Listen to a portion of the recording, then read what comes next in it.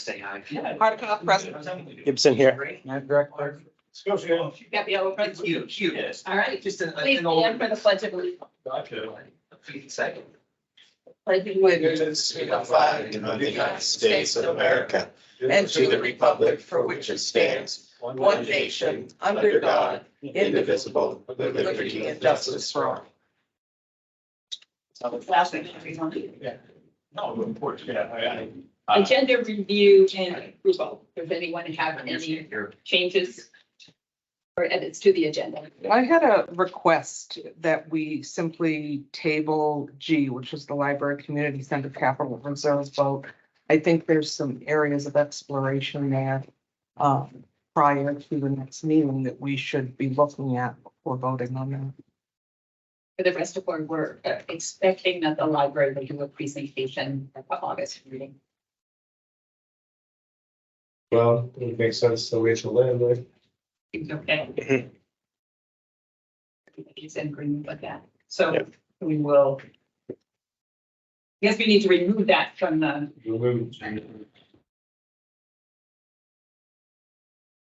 Chairperson, do you need a motion on that? I'm not quite sure how consent is not something I'm quite as. Yes, we'll make a motion to take it off. So motion to move G to the August meeting.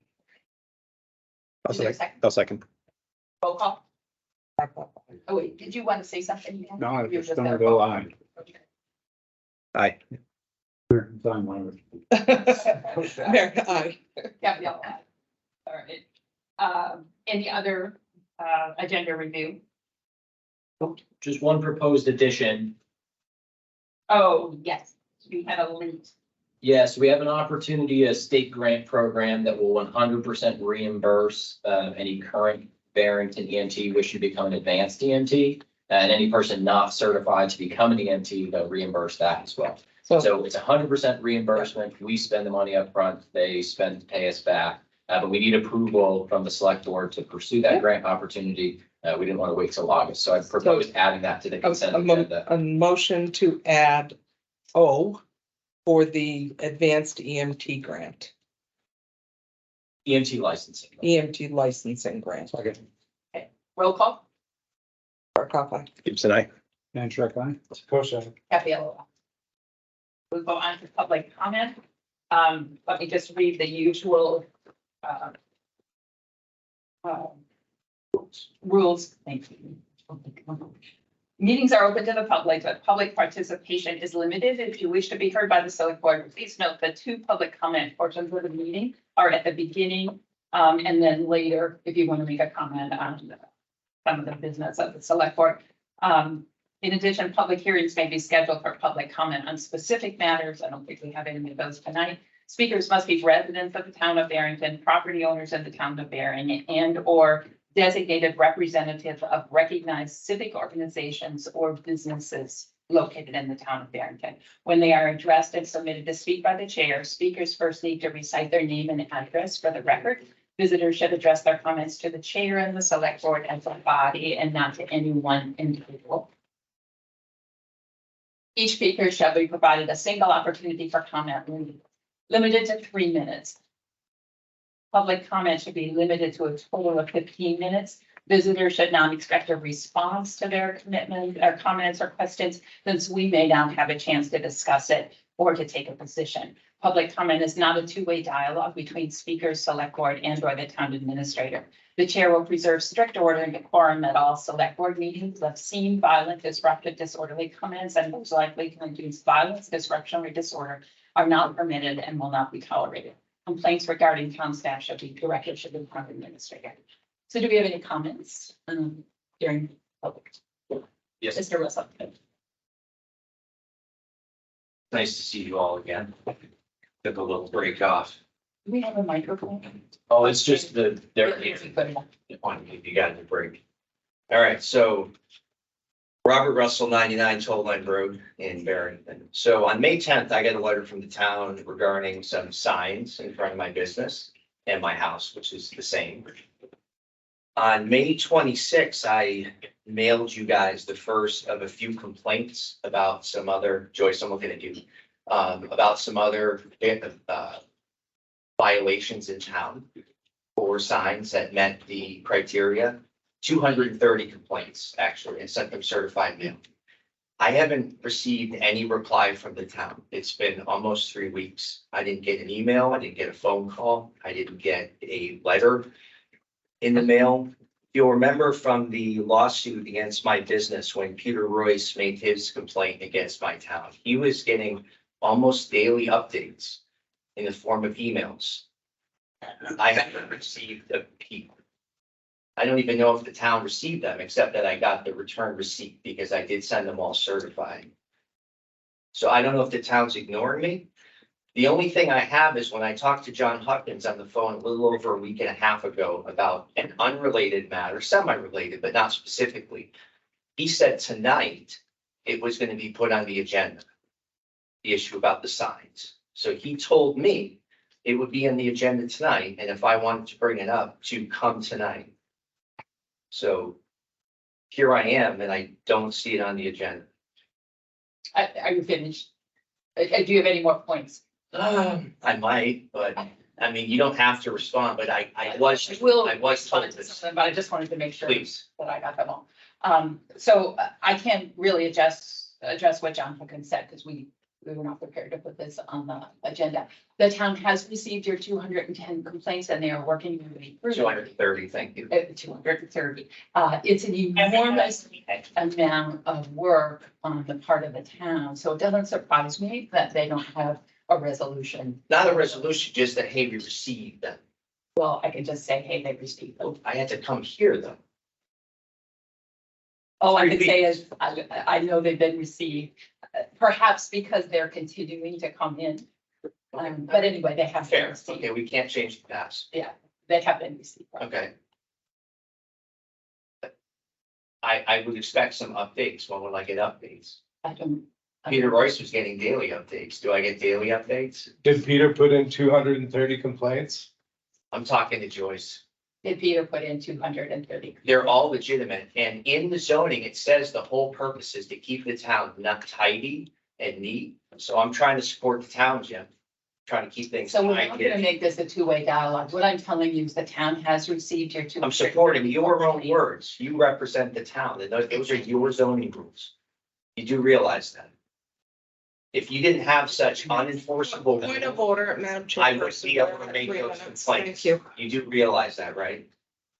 Rob, we have heard you, we have told you, we have received the But complaints. this and guy's the making town side remarks at me. Is Your working their way. rules are terrible. Well, I think it's time for recess. Never recessed. recess. Yep. Okay.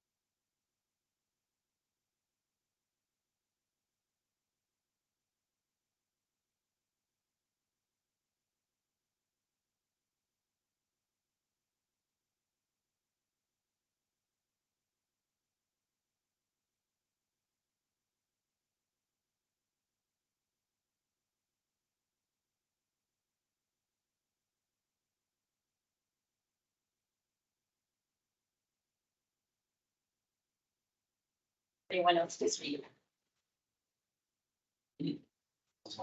Please state your name and address. Good evening, Alexander Vincent Simoco, 77 Brooks Road. Madam Chair and esteemed Select Board. I want to thank you for your time and your efforts. I know that you do this on a volunteer basis. And I have some points I want to address tonight. First, having people who don't live in Barrington pile into the Select Board meeting virtually or in person is misleading to residents and a blatant attempt at intimidation. To people who came from out of town, you've been misled. This is not about a tiny sign above a mailbox, but systematic refusal to follow the laws of the town. The signs erected were known to be illegal at the time they were erected. Mr. Russell himself confirmed to me, even before the election occurred, that he would create an issue if the town tried to enforce the laws. And now he's wasting resources and time of the town and our volunteers and uninvolved third parties. I would like to point out that you as a body are the steering wheel of this town, but the inputs largely come from the voters, and the voters have spoken on these issues. The signs have been on the ballot. Mr. Russell brought to the deliberative session a warrant article trying to enact political signs year round. And the people of Barrington debated and spoke, and they said, we don't want political signs year round, but we will ask the planning board to make sure that our laws are constitutional. And that's what was passed. The people of Barrington spoke. The people of Barrington spoke when that amended version passed. The town also had an opportunity to review as a voting body, extending the window of time for political signs around an election. And again, the people of Barrington spoke and said, no, we don't want that. The people of Barrington have spoken on this issue. People have asked Mr. Russell directly to take down his signs and he refuses. The people of Barrington spoke when Mr. Russell lost the election. As a voter and resident of Barrington, I am tired of seeing the time of the select board and the town employees wasted on Mr. Russell's personal agendas. For any who are not aware, as he stated this evening, after multiple residents apparently reported his signs, he turned around and reported more than 230 residents. And it's clear from the publicly posted complaints that he does not understand the sign laws or even what a sign is. As a voter and resident of Barrington, I am tired of seeing my fellow citizens disregarded, harassed, attacked, and misled by Mr. Russell. As a voter and resident of Barrington, I am tired of seeing town dollars spent on the temper tantrums of one resident. A resident who out of one side of his mouth says, I was a cop, and out of the other side says the laws don't apply to him. He puts himself before all else. As a voter and a resident of Barrington, I am tired of this. I am confident that I am not alone. And to those who volunteer their time to benefit this town and get drawn into this on behalf of the unselfish contingent of town residents, I am sorry you have to put up with this. Keep up the good work. Next person. Thank you. Ramsey, 68 Village Place Drive. I am a resident. Okay, I have emailed the town with respect to Mr. Russell's issues, and it's come to my attention that I feel that the town is victimizing him. My daily drives around here, I come across lots of flags, signs, and all sorts of things. And I probably see about 10 or 15 of those a day on my different routes that I drive. I don't see the town pursuing all of these individuals. I feel that Mr. Russell is a distinguished veteran and he's been unfairly victimized here. I feel very strongly about this, and I know there's a lot of people that I speak to who feel the same and don't feel the same as this lady here does. I feel Mr. Russell is a great asset to this town, and I feel that the select board here and the town is actually victimizing him and wasting our money. Remember, you represent us. You're using our tax dollars to pursue him, and I firmly disagree with this. Thank you. Is there anyone else for public comment? Okay, would like the public to know that we extended an invitation to Mr. Russell to come in and talk so that we wouldn't need to take any further action. We're still waiting for him to accept that invitation. We will move on to our agenda. Public hearing invited guests, school board liaison report. I don't think there's anyone here that I recognize from school board. Is that correct? That's correct. They still don't love us. State Representative Keith Howard, we welcome you. Thank you for having me back again. I know, Joyce, you weren't here last time when I attended last month, and I'm glad to see a big crowd here in attendance. Part of my attendance today is, of course, I hadn't had the opportunity to come and see all of you until last month due to some time conflicts. But I am here today. So I guess because of the new people here, I will recap kind of what I went over last time, because since then the House session has ended for the year. So now it's kind of on to introducing new bills in September. So the big thing that happened recently was the budget vote, and Representative Harrington from District 18, who also represents Stratford, Barrington, as well as New Durham and Middleton, and myself, we were both one of 54 reps who voted against the budget. I had stated that I felt that the budget changes were insufficient to providing for both Stratford and Barrington. The budget cut $1.2 million from Barrington schools from the version that the House passed, the version that the Senate passed, and was a big factor in why I voted no. It also had huge cuts for free and reduced lunch, and I personally don't want to see any kids going hungry. So I definitely had that issue up there, as well as the removal of Group 2 retirement benefits from the budget. Hopefully we can get a separate bill to have that reinstated and funded properly. But as for our emergency services and our personnel who staff all of those wonderful services, we need to make sure that they actually have a retirement system in place. And then the other main reason why I voted against the budget was the $1.4 million for the Northern Border Alliance. It's something where our northern border is already being protected by border control and our federal government. It's something where it feels kind of a waste to send $1.4 million when that's something that could have gone to our school systems. Secondly, just kind of things that I am looking at for bills next year to be introduced. I was looking at proposing a county enabling bill to allow for internet service provider ownership by a county as well as establishment. Various changes to the therapeutic cannabis program, making it easier for individuals with eating disorders to obtain one of those medical cards. And finally, working on ranked choice voting, specifically enabling legislation. We had retained HB 345 and HB 350 in the election law committee. And those bills, I believe it's HB 350, would enable different parties, towns, and counties to add ranked choice voting into their current arsenal of ways to handle our election processes. So it is something that would go back to all of you to vote on if you wanted to hold a RCV election. So hopefully we can get that passed. And then finally, the last reason why I'm here is to get feedback from all of you as to what types of legislation we need to propose for the next year. Thank you. Thank you. Comments? As a woman who has a daughter and a granddaughter, I would certainly love to see the state codifying in our constitution our right to reproductive freedom.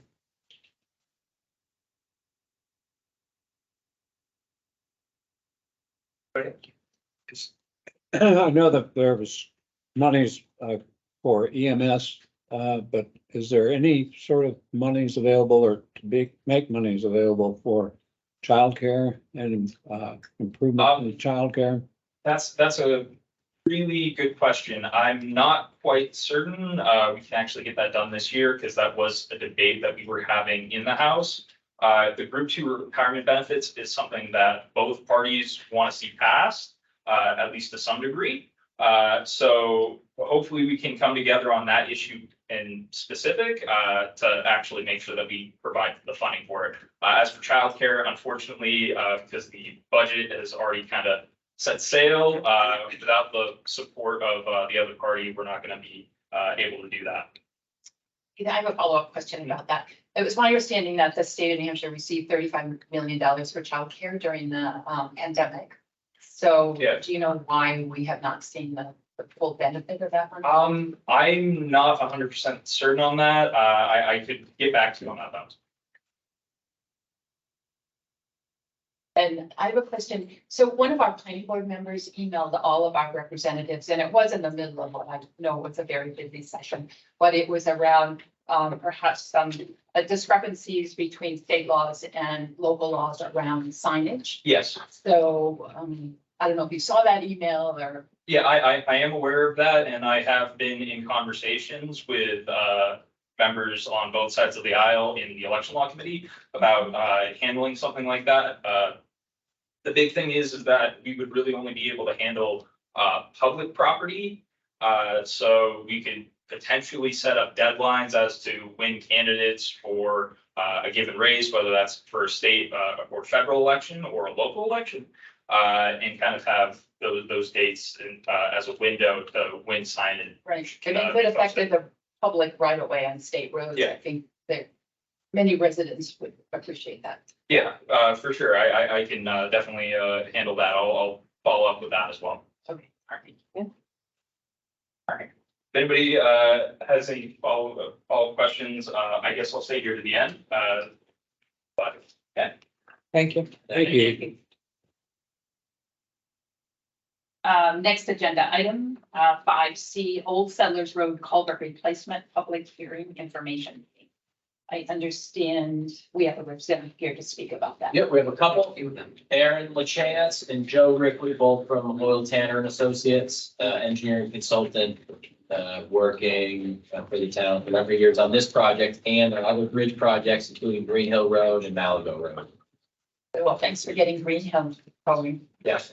That'd be great. Long to way. finish it. Yeah, it's, we're a few weeks ahead of schedule, actually, Green Hill Road is. Yeah, they're taking a break because they're waiting for materials. The materials are on schedule still, but they're taking probably a 4, maybe 5 week breaks. Does that mean the road is open?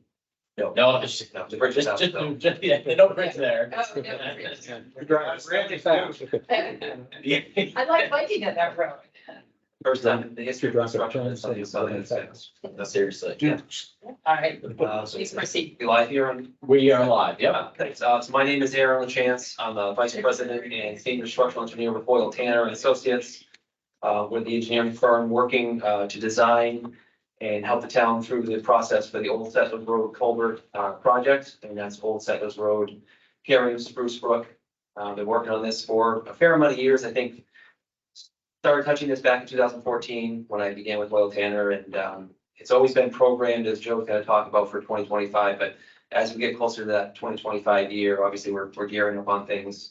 And part of the state bridging program process that this program or its project is going through is this public information meeting. So to present the project to the public, solicit input, and not just check a box, but to go through the right process that New Hampshire DOT wants us to. Also with me tonight is Joe Rickley. He is the project manager for this project and the brain behind the operation. So I'm gonna go through just a real quick slides, intro, and turn it over to Joe. So next slide, please. So quick overview of the presentation here. Going to run through what the goals are, a little bit of info on Oil Tanner. Some of you probably know a little bit about us, but also into a little bit of detail. We'll dig into the details of the municipal bridge aid program. There's always a lot of questions about that and how that funding works and what those design requirements are. We'll run through what we've done so far in the process, which, as I mentioned, it's been it can be lengthy. Then dive into the real big details about where we are in the analysis and what we're finding is preferred alternative. And we'll talk about schedule and funding, and then wrap up with questions and comments. So as I mentioned, we're here to update the town on the project progress, present what we are seeing as the preferred bridge alternative, look at the next steps in the process, solicit feedback and questions. And then we are Oil Tanner in New Hampshire. We have over 30 experienced transportation staff members. Those are housed under what we call our ground transportation division that handles bridges, roadways, culverts, those sorts of things. And those professionals over the last 15 or so years, we've got about 100 municipally managed bridge projects. 4 of those have been in town. So we've mentioned Green Hill Road, which is under construction now. Before that was Malago Road, Then we had Young Road, and then obviously this project here. Boyle Tanner is the prime for this project, but we also have partnered with that survey to prepare the existing conditions survey plan as well as help us with some easements and things.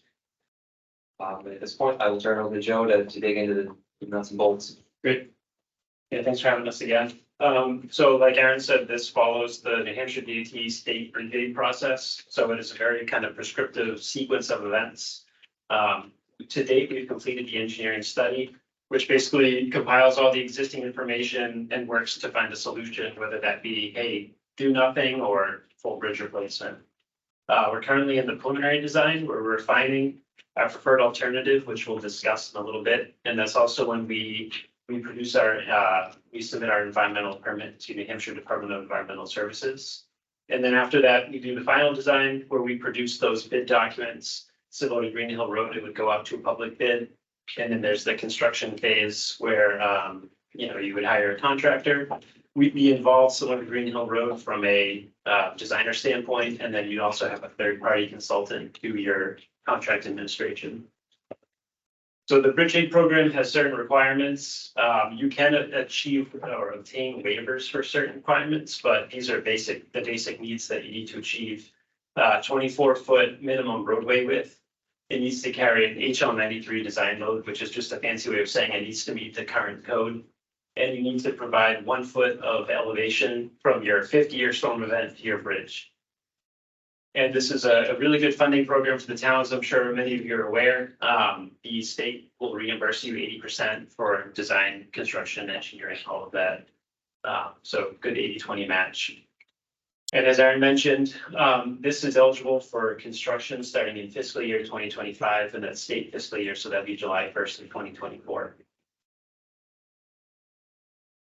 Oh, there's no. Yeah, state one. There.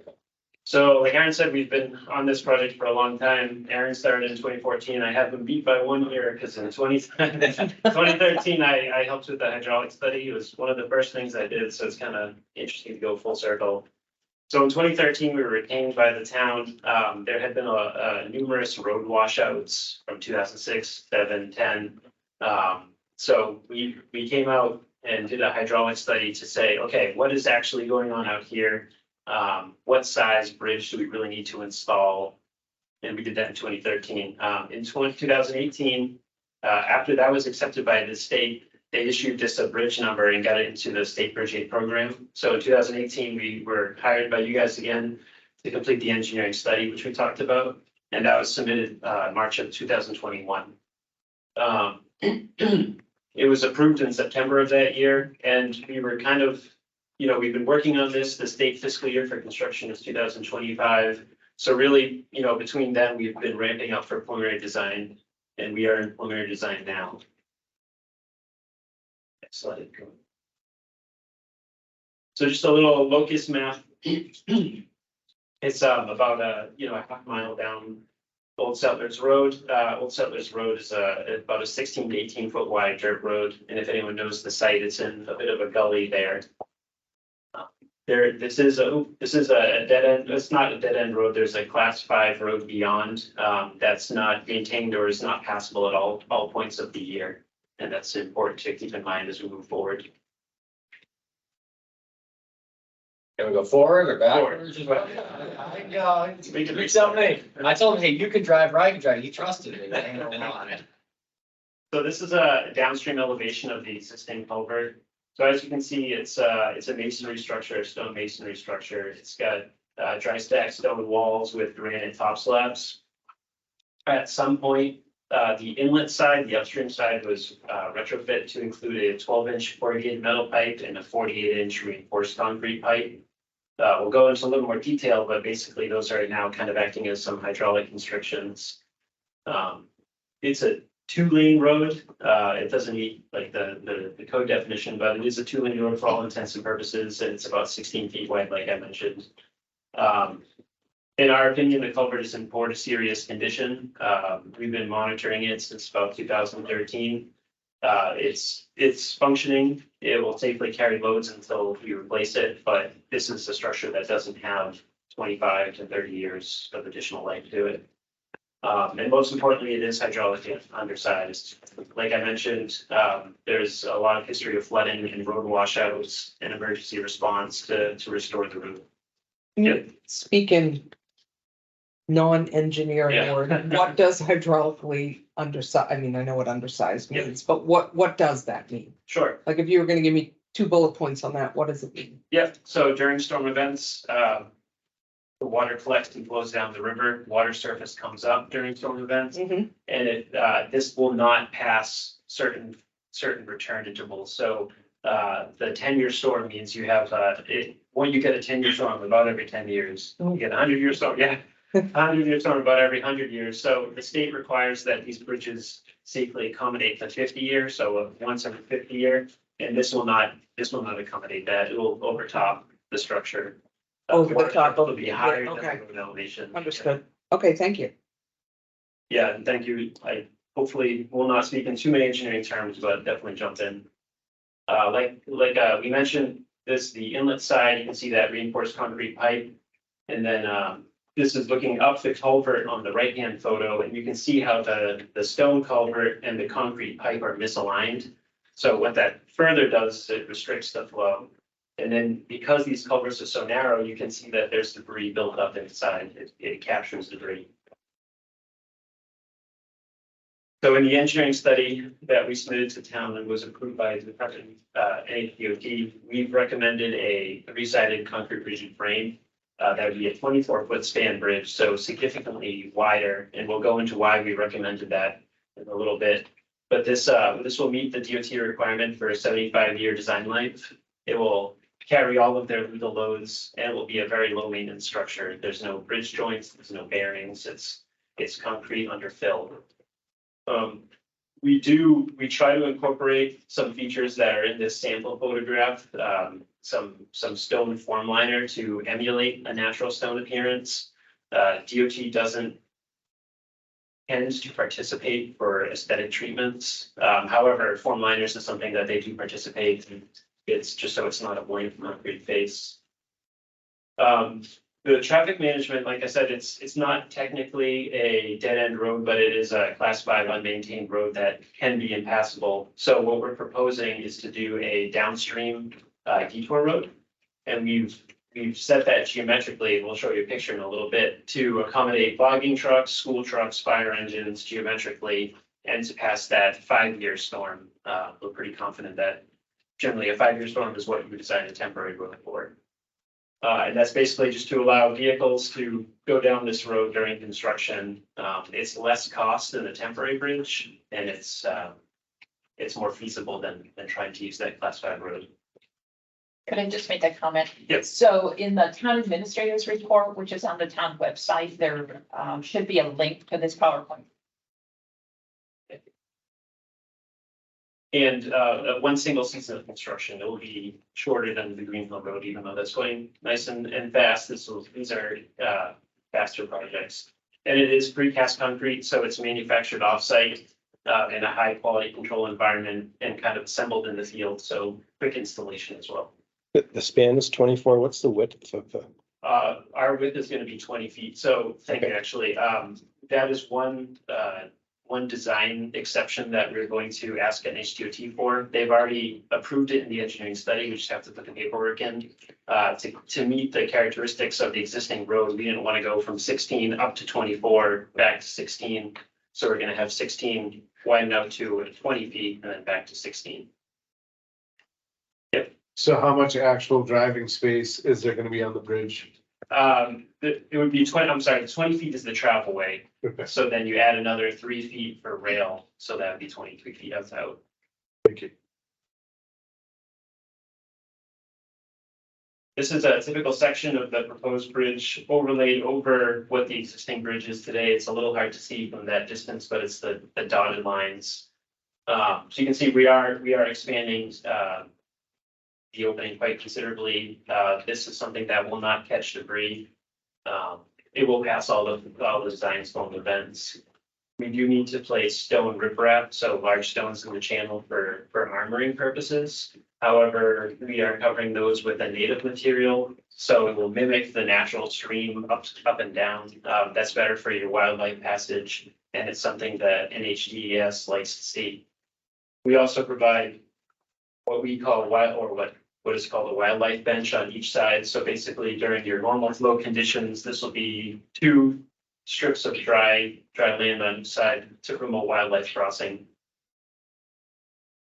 And then one more point is just this is a better system that open channel for sediment and aquatic organisms passage as well.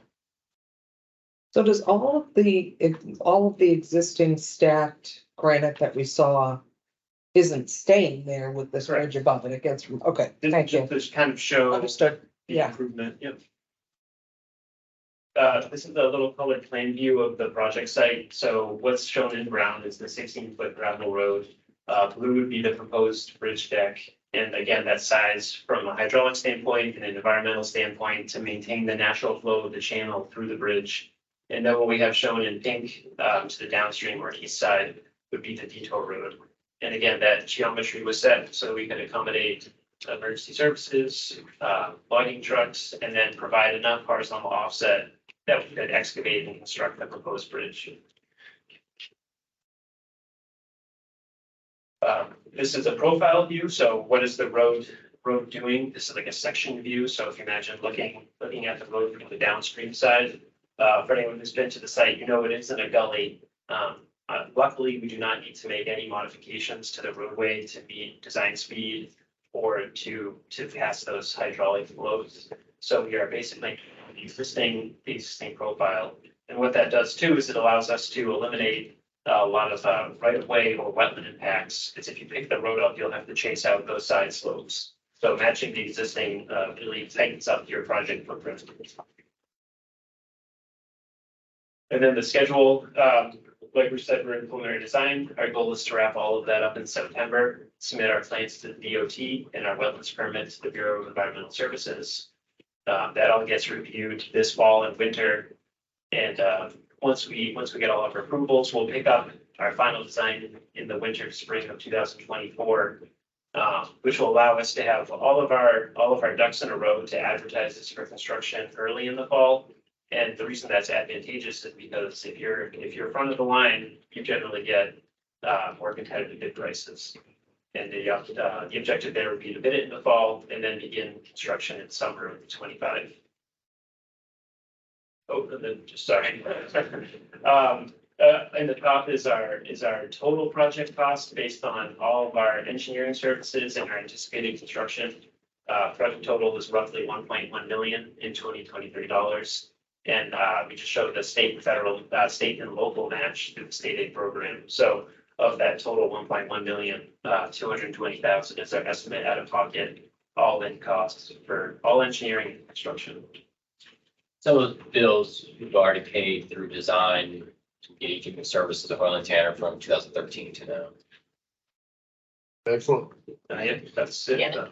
I'm sorry, so to the point I think we're about to make is if we do a warrant, what will the warrant be? This 220 or do we take 220 less what we've already paid? It would be 220 less than we've already paid, so we don't have to dive into it at this moment. But we'll have to discuss where we're going to come up with a local match. There's a few options. What we've done in the past and has worked well is a separate warrant article, which I would propose to bring to voters in 2024 for the local match of the Old Settlers Bridge project. We did it for Malago, we did it for Green Hill, and establish a separate non-lapsing account just with the money that we need. And it would be the 220, minus what we've already paid. And we would have some time to establish that number, December, January. The comment was used in 2023 dollars. You're expecting it to cost 1.1. Have we seen a significant increase year over year for the materials that this bridge will use? We have been seeing significant increases probably from the 2020 to now. It seems to be leveling off. It's really difficult to say. It's all about price of fuel, price of asphalt, Okay. price of labor, really. So Is there anything with when this is proposed that the state can do if there's a 20% increase in those costs, or does it come right back on the municipality? Yeah, it's a good question. We kind of experienced this with the Green Hill Road Bridge project. As long as the state agrees that the increase is unavoidable, Aaron or Joe might be able to use the right words. But as long as the state is seeing the same thing, the state is likely to pick up the additional increase in their 80%. For the 20%, our buffer is our bridge and culvert capital reserve. So we do have a buffer. I don't think we'll need to dip into that for the Green Hill Road Bridge project. We've done pretty good there. But that would be our local buffer. And I think it's pretty reasonable that for inflationary cost increase, the state picks up the additional. As they do for Green Hill. Thank you. And I'll say at each milestone, so we have a preliminary submission coming up, we will provide an updated estimate in current dollars. Final submission, you'll get an estimate, so you're up to speed in the whole process, and if you need to start, you can put a little bit more money away and plan for that. Excellent. Thank you. I don't expect the engineers to stay for the entire meeting, so I will take public comment if there are any questions for the engineers. If you just step forward, yeah, just so the microphone can pick you up. Thank you, sir. And just state your name and address. Where should I be? Just so you wrote at the table's fine, you can sit, stand, doesn't matter, but. My name is Colin Williams and I live on Old Settlers Road and it's beyond the bridge. And my big question is why? There are, I believe, 11 people that live beyond this bridge. It has an additional culvert that was installed a few years ago. It handled this spring just fine. Where other roads in town flooded out with that additional culvert, there was no damage. There has never, I've lived on the road for 34 years. There has never been a school bus drive up that road. Okay, maybe a fire truck. In the last 4 years, there have been over 300 logging trucks that went across that road, fully loaded going back out. Handled that just fine. I can't imagine that a dual trailer logging truck is any harder on that bridge than a fire truck would be. The property beyond it, there is a large portion that is now owned by Self. It's conservation property. My esteemed neighbor owns 60% of the rest of the road. And he's not going to develop anytime soon, neither am I. You have it in conservation easement. I do not. I only have 35 acres, but We'll take it. it will be. I will promise you that. Great. Also, have you looked into the historic nature of the site, that it's an old mill site? There are mill abutments and foundations on both sides of the road that you will be digging up or burying. And is there anything in the budget for investigating what's there?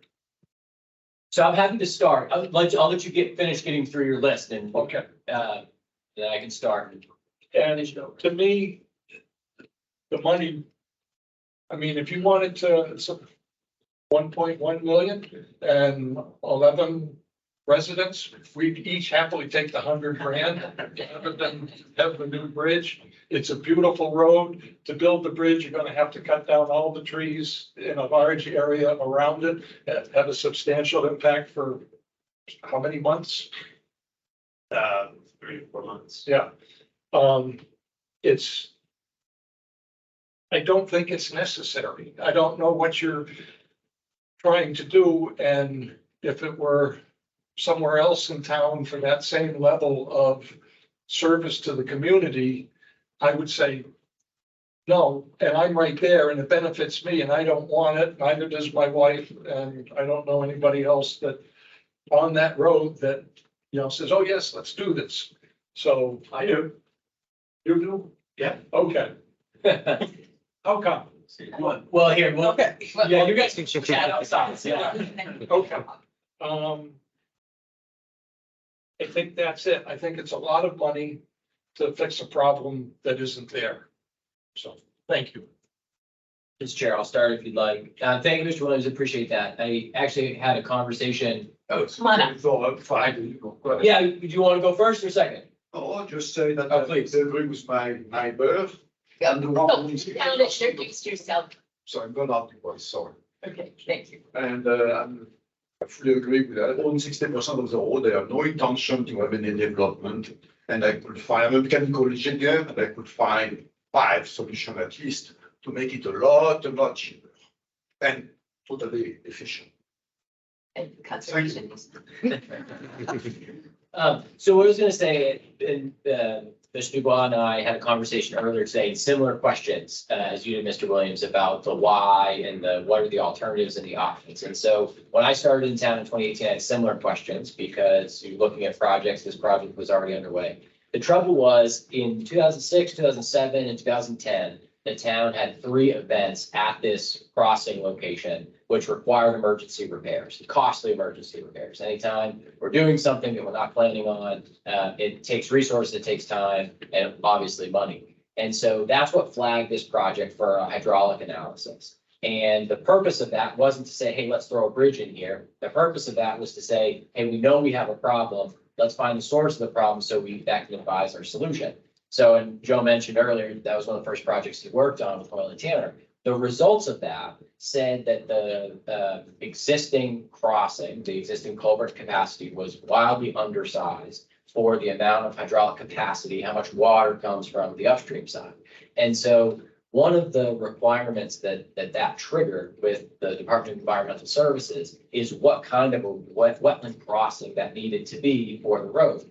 And so what they want to see when you have that much capacity behind where a bridge is, you want to see a natural bottom, something that the aquatics can go under and can handle all the water that flows through. So that's when the price tag and the complexity of the project just went up a notch. Now, the benefit of that requirement is the state in instituting requirements like that has programs available to fund projects that they have additional requirements for. And that's one of the reasons this project is eligible for 80% funding from the state, is because it's not as simple as we just take a couple of culverts, replace them in kind and go about our business like we do. The road agent replaced 24 culverts so far this year. And we can do it ourselves. It's cheap. That wasn't an option here.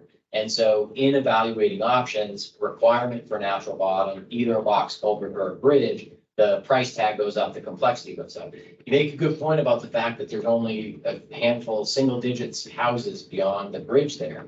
The trouble is there's no good way to lead. Mr. Dubois mentioned, graciously that people could go across his easement on another road. There's a bridge there, but that's not a sustainable solution for the future of Barrington. And so the fact that we've had problems in 2006, 2007, 2010, and the idea that people could be cut off on that side, not only from emergency services, but from other things that they need, especially if it's impassable on the other side, has been what has kept this project moving forward. And so the conversation about a box culvert or a bridge, or, Mr. Dubois mentioned options for a cheaper alternative.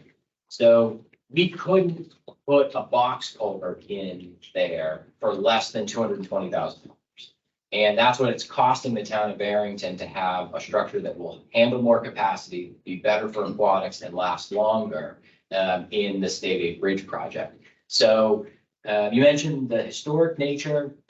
Because there's state funding, there was a historical natural preservation analysis required. It went to a phase 2 or 1B. I don't know how they categorized them, but they dug in deep and made recommendations for the mill site that was there. They're going to reuse some of the foundation stones when they rebuild that area. So that was taken into account. If you're interested in some history in that area, come see me. I have the reports. Really fascinating to read how deep they've dug into the history of that area.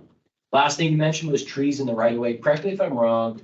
I am pretty sure that there are no easements required on the property. Everything's within the right of way. There will be easements. Yeah. Okay, I lied. Forget I just said that. I said fake news. But that's something that we have worked with abutters in the past in trying to minimize the vegetation, just what they need to get the project built. I think I addressed the comments or concerns, and Joe, please fill in if you need to, or if you have a follow-up question. I do, saying that you can't do another culvert, the last washout they put another culvert in.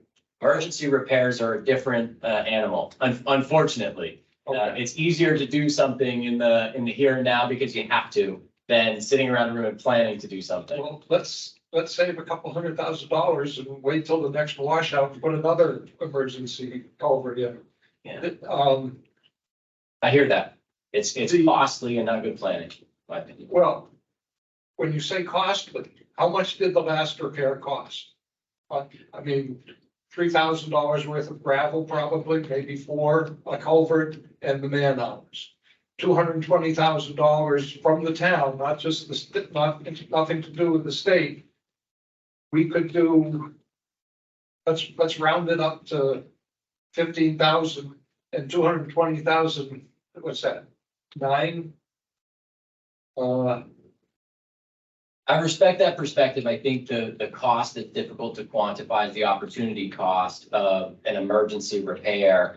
And especially in a high water volume rain or storm event, and the potential for tracking people beyond that can't get in. I'm one of the ones who's been. I understand that, but respectfully, sir, you can't necessarily speak for the people that might live on your property 50 years from now. I definitely can. Yeah, and so I think what we're trying to do is look forward, not just put Band-Aids on our infrastructure problems. We've done that for a long time. It's the cheap, easy solution. But by tackling these infrastructure projects as they come, as opportunities for funding become available, it allows us to cross them off the list, move on, and fix things in a more permanent capacity, and not, every time we have a big rainstorm, having to go out to Old Southers Road and make a repair.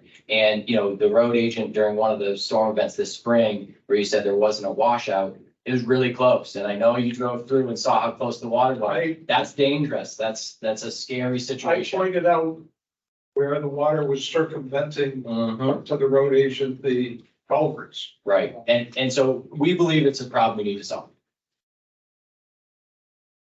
Another public comment. Good evening, my name's Tim Moody. I live on 97 Old Sellers Road, Russell Common. So I'm also on the wrong side of the brook. I've lived to that property and had not been able to pass through the road on a number of occasions. I wholeheartedly support replacement of the structure. We're in a situation in regards to the reason where we're not getting less rain now. We're gonna be getting more rain. I've been through that culvert. I kind of like crawled through it to check it out, to remove debris in the path. It's in really bad shape. It really is. And, I can't wait till this project starts. I appreciate some of the things you've incorporated, the fact that it's like 20 feet curb to curb, that we're not putting in something that's really large and necessary. My personal preferences, what matters is I don't care about form liners. If that saves a little bit of money, I think they look dumb, but, because they're not stone. My only other comment is that you mentioned that there was 2 wildlife crossings going through, and I wonder what the span would be if we went down to 1 wildlife crossing. Currently, there's virtually no aquatic organism passage. It's very sediment can't really get through except during the flood events. And so, I know there's a desire from DES to have 2 shelves on each side. I don't see why we couldn't do with 1 shelf of hydrology that would still work. And the other comment I make is once you get into replacement of these structures, it no longer becomes the what the town desires or what Will Town desires. In order to get a dredge and fill permit, DES holds all the cards. And when they changed their wetland rules in 2019, replacement structures really got hammered because of adding capacity for flood events. And so I think what you propose is really good. It's a really good preliminary design, and looking forward to the project occurring. To speak to the wildlife shelf. The reason it's 2 is because DES requires that when you replace a structure, they want to see that you span what's called bankful width. So what's the natural width of the channel? But not only span it, but span it by 1.2 times. So if we were to eliminate 1 wildlife shelf and reduce that span, we're no longer meeting that 1.2 criteria. And DES can say, no, we're not issuing you this permit. Or we'd have to argue reciprocally why. You can make it right, you have to make an argument why that's the case. Yeah, it makes a lot of cost, reduction of span. If it meets hydraulically, it could be an argument. Yep, our wildlife shelters are 3 foot wide now. My argument to not reducing it by 3 feet would be there would be sort of negligible cost savings. There would be cost savings, but it wouldn't be $100,000 or something. And engineers arguing with the state is costly. I can tell you, might be more expensive than the 3-foot shop. Any other questions? Any other comments from the audience? All right, well, thank you. Thank you. Thank you very much.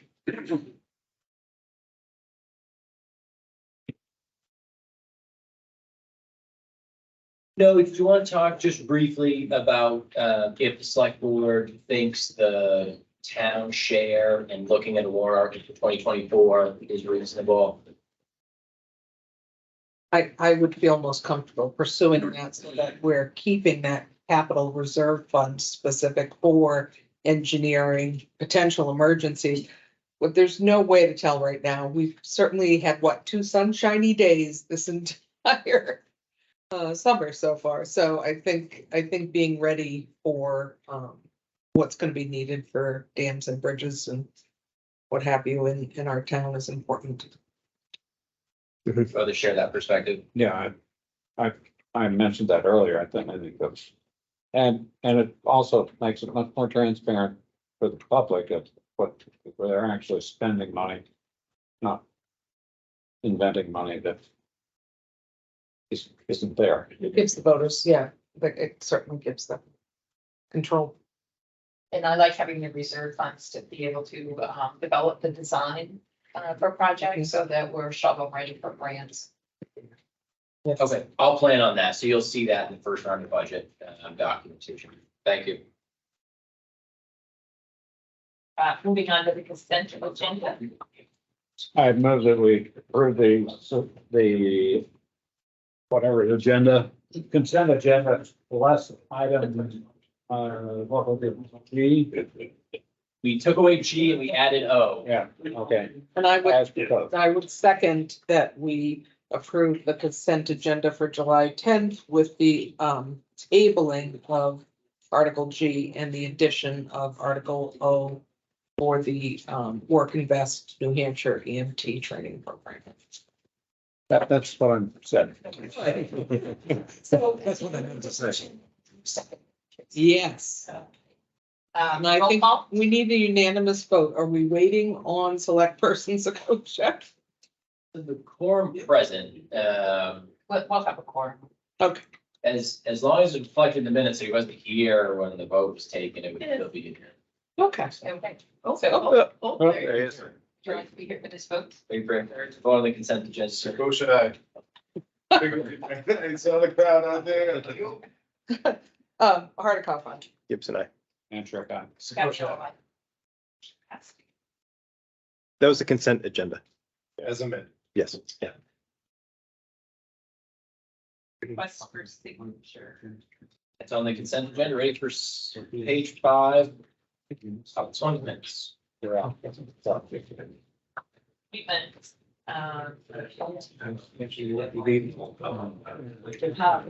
Housing master plan chapter steering.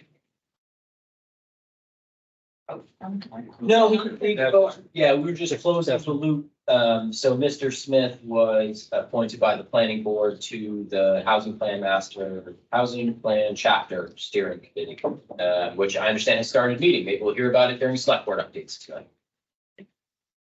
Energy committee. We need to vote on the application of Cindy Hoisington. Yeah, I would make a motion that we approve the appointment to the Energy Committee for Dr. Cynthia Hoisington As an alternate member. as an alternate member for the term expiring 2026. Perfect. Second, Roll call. Hardikoff. Gibson, I. and sure. Capiella. Next one is discussion, Matt Town, who is applying for alternate with a term expiring in 2026. So this is an application that we will vote on at the next meeting. Any discussion?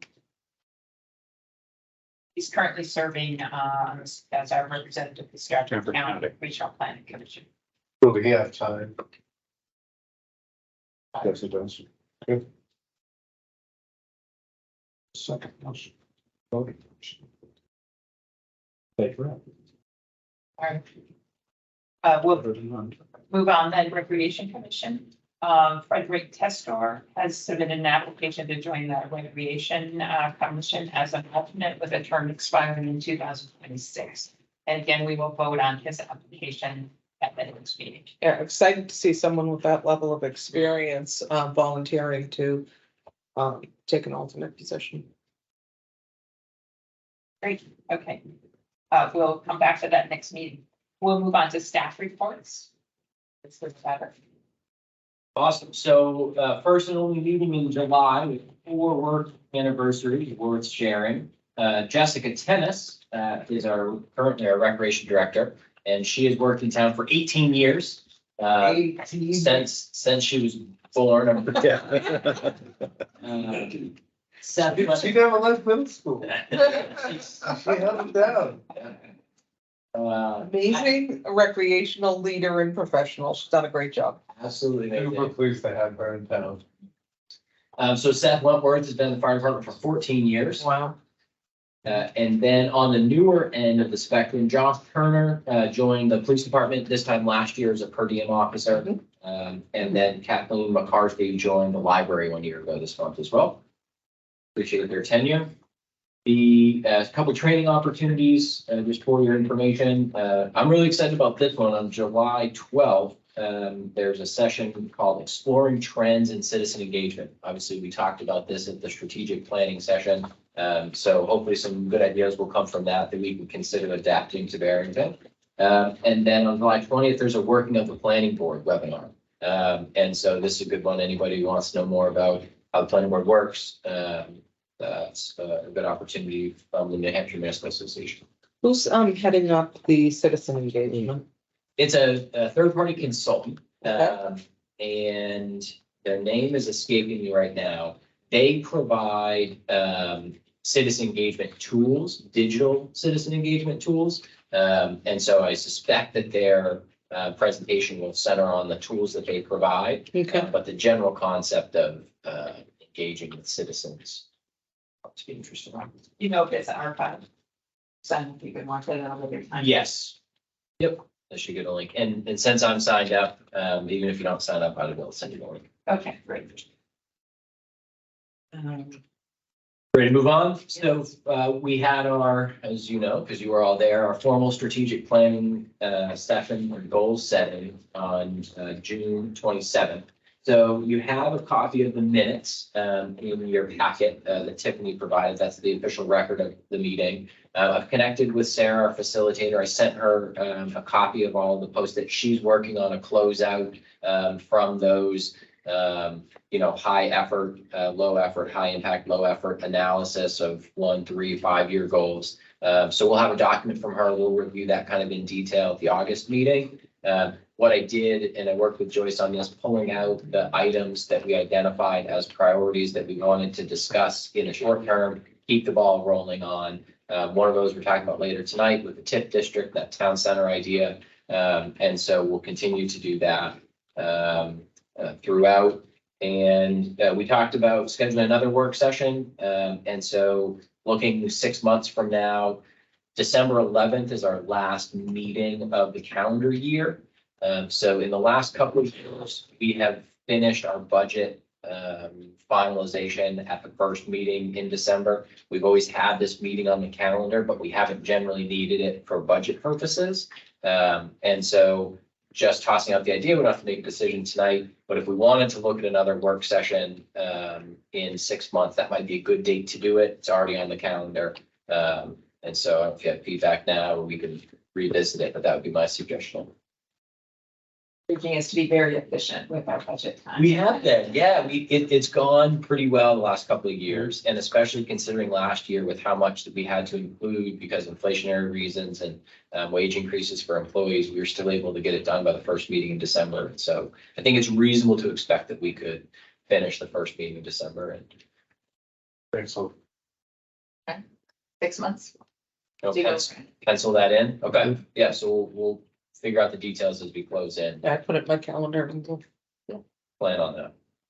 Connor, do you have like or Tiffany, like a cheat sheet kind of timeline for town deadlines and dates and things? 'Cause I imagine you do, but I'll be in different committee meetings and stuff, and someone will ask, well, when will warrant proposals be due, or whenever, just to kind of have all those dates. Do you have something like that? Yeah, so, yeah, in your budget binder, the first section of budget binder is calendar important dates. And so there's a calendar. Okay, that's right. It's kind of like the annual schedule. But I think what you're talking about includes like town deadlines. So generally I set a deadline of the middle of September, usually like the first or second week. For department heads to submit their budget information to me. Mhm. That would include any warrant requests. So figure the end of the first week of September is the deadline for that. Budget binders are compiled and ready by like the second or third week in September. Mhm. And then the initial budget presentation is usually late September, early October, depending on where it falls. But I'll connect with you offline. We can work on including kind of like the important dates and doing a more simple calendar. Yeah, that'd be great. It's a lot to keep track of sometimes. I hear that. Yeah, I worked with Andy Knapp when he was on the board. He called it a compliance calendar. And so we created a spreadsheet. It's in the select board orientation materials, but I kind of think that he had the same idea. We worked to develop it, how he had seen it before. Didn't really catch on. People didn't really use it. I don't know if he used it either. But we could build from that because a lot of links are in there. Cool. So Thanks. Municipal officer administrator. It's a couple of requests for signature. Agreement and release for map 247 lot 28 that was approved on the consent agenda for Park Road in the oath for Dr. Hoisington. Great. So, thank you. Old business, we have Bending Brook subdivision open space recommendation. So this subdivision will be creating an open space that the town is going to hold the conservation easement on, and the engineering made a report, and I think Connor can give us an update that has happened perhaps even today about the engineering report and what everyone was agreeing to do with that. yeah, thank you, Joyce. So back in October last year, in the early stages of this conservation subdivision on Malaga Road called Bending Brook, the developer, the Conservation Commission, and the Conservation Commission was interested, open to considering acceptance of the open space. So the town would hold the deed to the open space. So we talked about October 3rd. The select board said, yeah, we think that's a reasonable idea.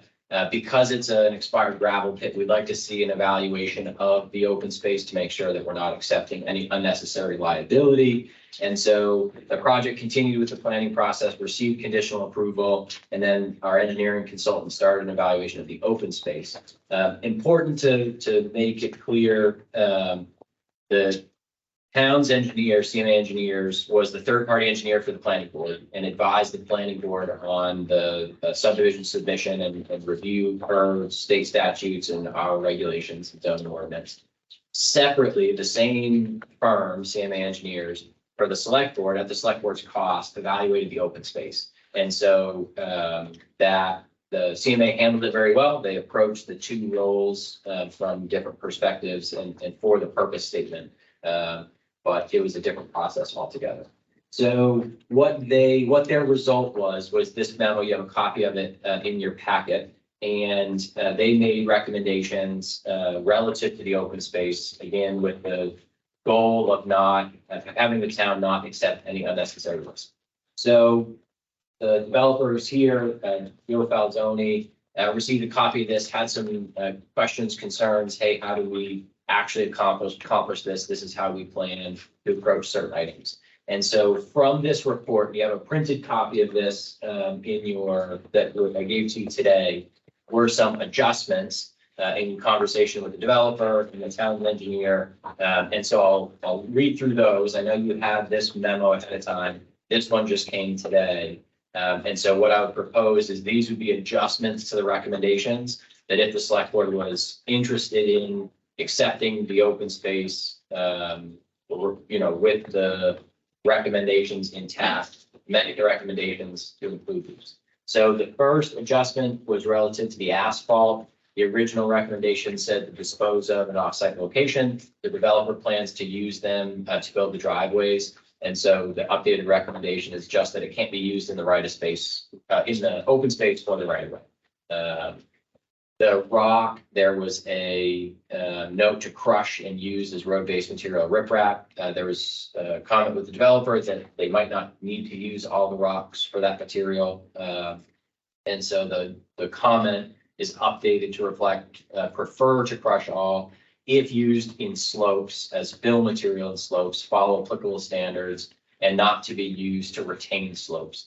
The idea being, in the development project, you stack up some rocks, build a retaining wall, the fines slip through. It isn't an effective way to accomplish like a retaining wall if you don't use properly sized material. Relative to loam, the original comment said test material for invasive noxious plants and at present address them following DOT's best management practices. Clean loam should be used on site to cover all areas disturbed by the gravel pit and developed construction.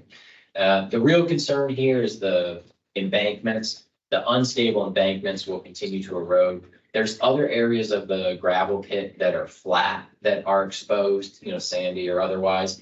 So that's not really the same concern as the embankments. And so this recommendation be updated to remove the gravel pit and just make it clear that all embankments should be loamed and seeded to avoid erosion, including embankments left from prior gravel pit utilization. Danny, did you have something? Yeah, I was just curious, and a concern, I think, is that the one bank is a near vertical, it's a 1-to-1 slope, I think that's what it said. And I don't know exactly what the angle of repose is, but I bet it's more than that. And I would be concerned that if we do all this now, and then if the soil eventually comes to its angle of repose, that we would have, I guess, slop over, I guess I would put it. And there should be some way, I don't know if the 4 inches of loam is going to be enough to sustain that. Yeah, it's a great question. So this is just a summary of what's changing in the original recommendation memo. And realizing there's no page numbers. But on the bottom of page 2, recommendations start, and on it is page 3, gravel pit embankments. It talks about those areas that are, near 1-to-1. And the recommendation is, I think it's still. Fencing or something. well, so it says it should be regraded to form a stable slope. So the first step of that process is bringing it to probably a 3-to-1 or 4-to-1 slope, a stable slope, what would be the natural angle of repose. But doing that mechanically and then loaming it and seeding it. And so for that steep slope where you're talking about, that would be regraded first to an appropriate slope. And That makes sense. Is the town taking on the expense of fencing? No, so that's a comment here. So I'll address that one. That's on the top of the second page of the updated memo, gravel pit embankments. And so this comment just says when determining the length in the field of what part is going to be regraded. There's an area that's mostly vegetated with probably 5 to 10 years worth of growth between the developer and the engineer, realizing that there's already a lot of good stabilization there. To take all of that away and start over, probably do more harm than good in the short term. And the rest of the section has already been reestablished with vegetation pretty well. And so that section that's mostly vegetated would not need to be regraded.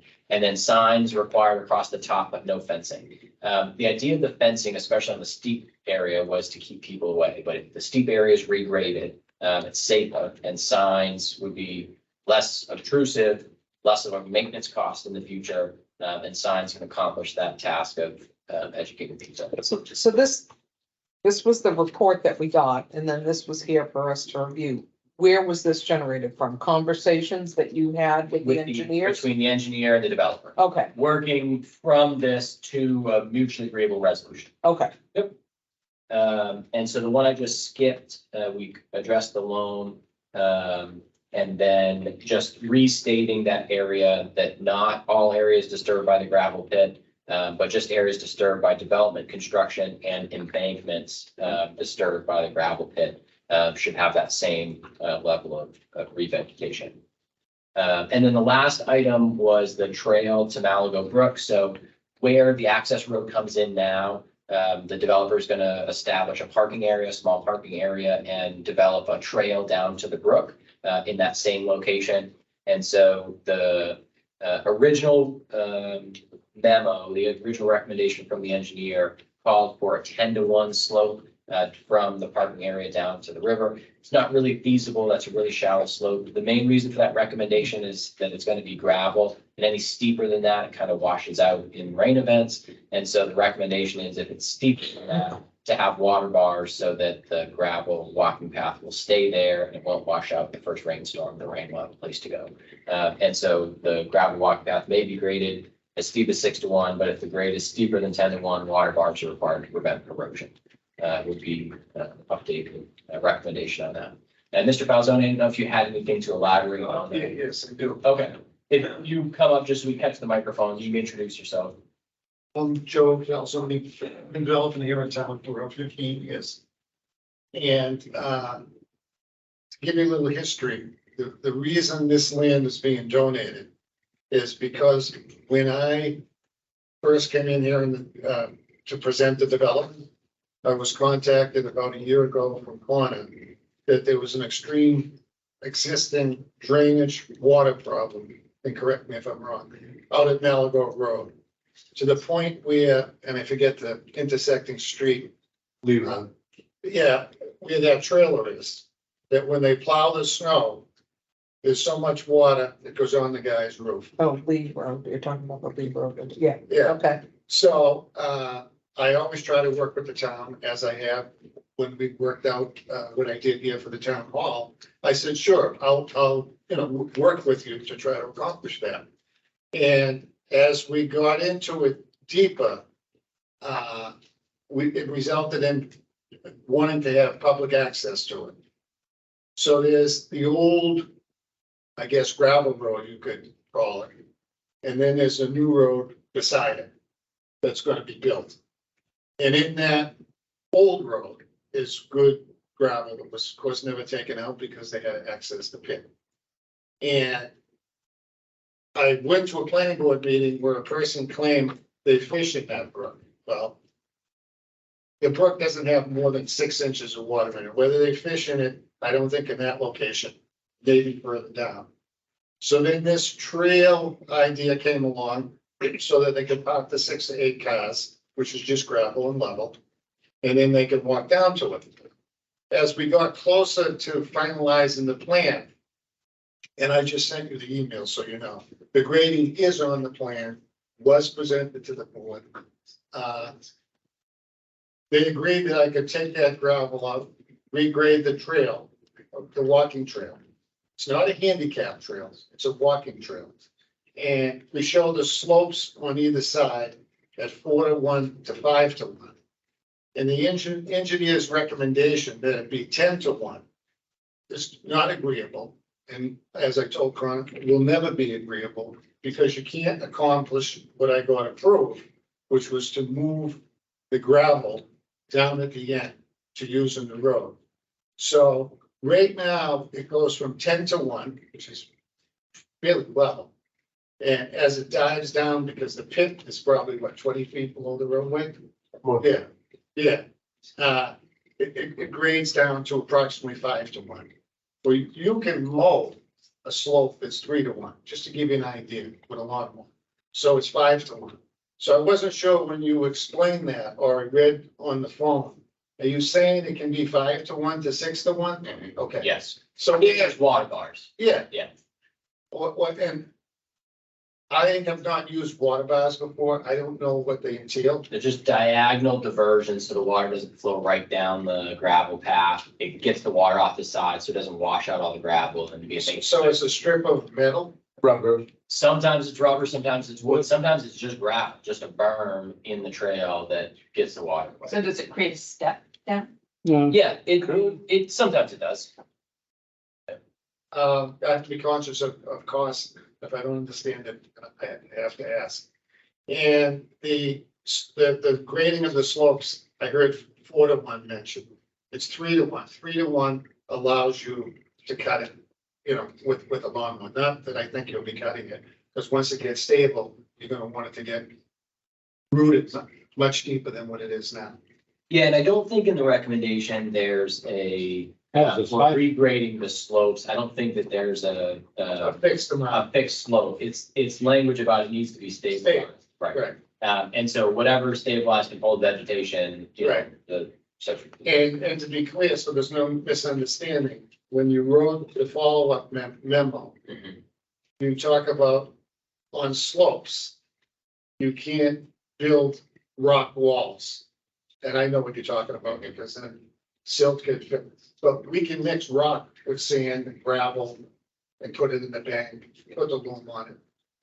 Yeah, and so that's, what I included was, for the rock, crush and use as road-based material and or riprap. Prefer to crush all. If it's used in slopes, follow applicable standards for which is- bearing it, right. using it as fill, but not to be used to retain slopes. Okay, Are you comfortable with that language? yeah, Okay. yeah, I understand, because we're not building a wall to retain Right. that slope. And that's the concern. And we're the one exposed faces that's been left today. If you take a quick look at this, I can show you.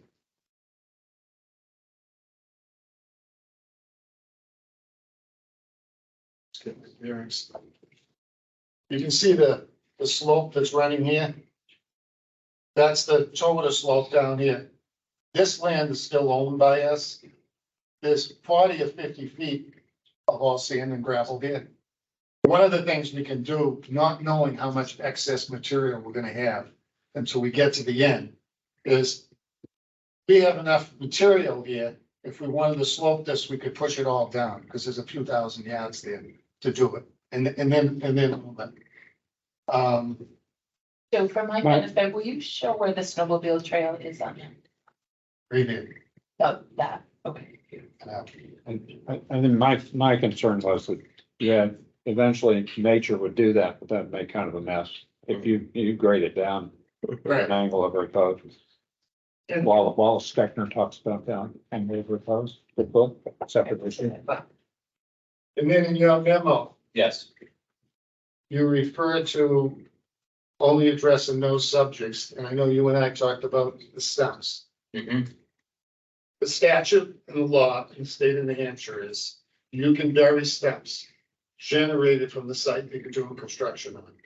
Now, I realize that Connor gave you a really good example about years ago. Someone put stems in, well, for instance, I use Severino on most of my contracting jobs. There's a way to put stems in the ground properly in layers and filling in and layers and filling in. And then when you get to the top, you leave a few extra feet of fill so that when it's shifting, it's going down. So originally, when this was presented to the board, we explained that we're gonna grind as many stems as we need because the state and the Wetlands Bureau prefers using them than hay bales. And we gotta do them around houses for erosion control.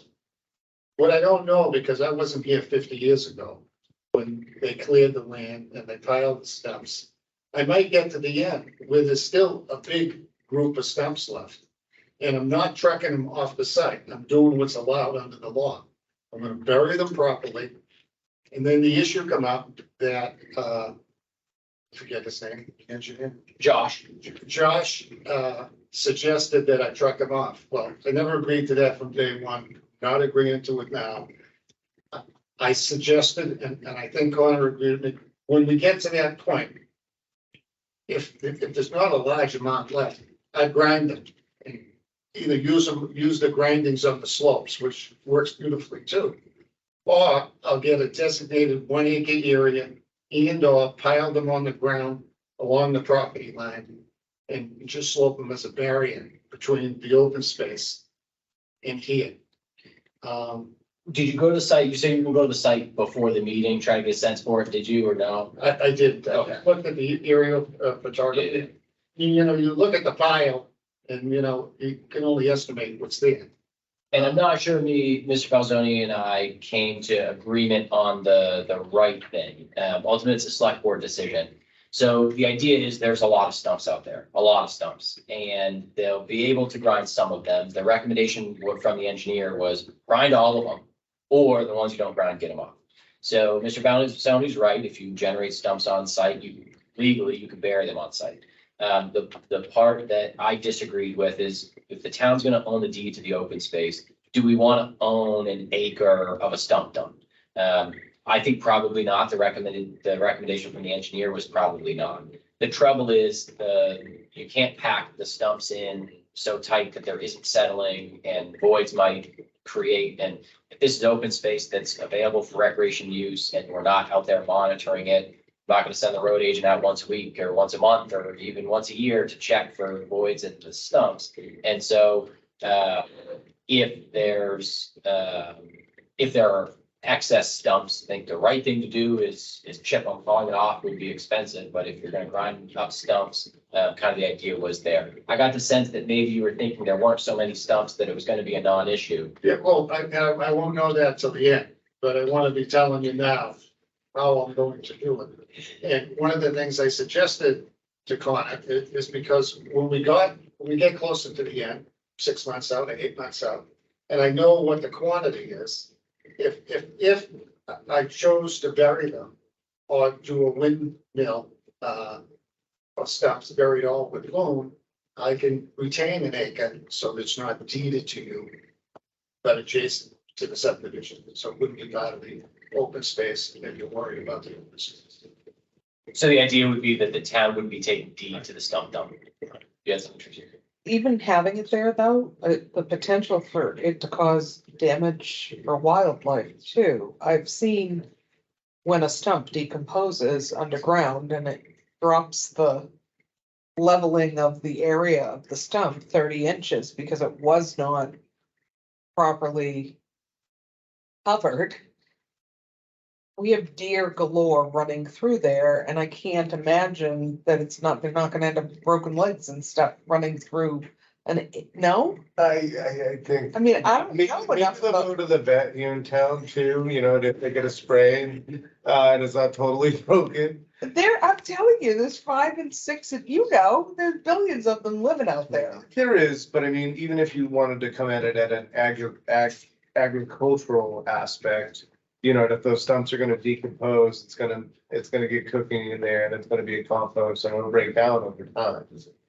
And part of the I think reason- that's not a big issue. Part of the reason you leave an extra 2 or 3 feet when you grade it. Right. Is for that settlement. And it takes a long time for it to decompose. 20 years, Huh? 20 It years. takes 50 years. Can you show me the river that like comes up 6 inches?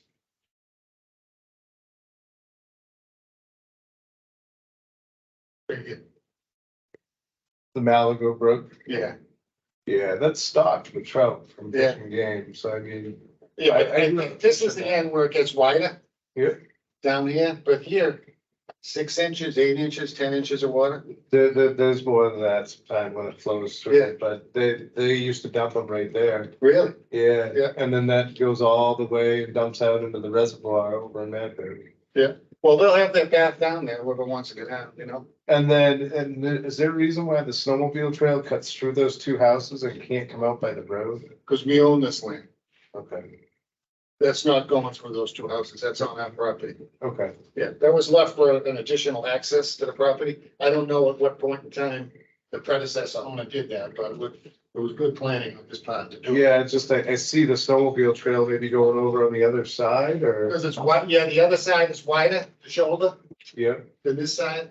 What about when it gets in front of the little cemetery there and then the high grade from Stone Farm?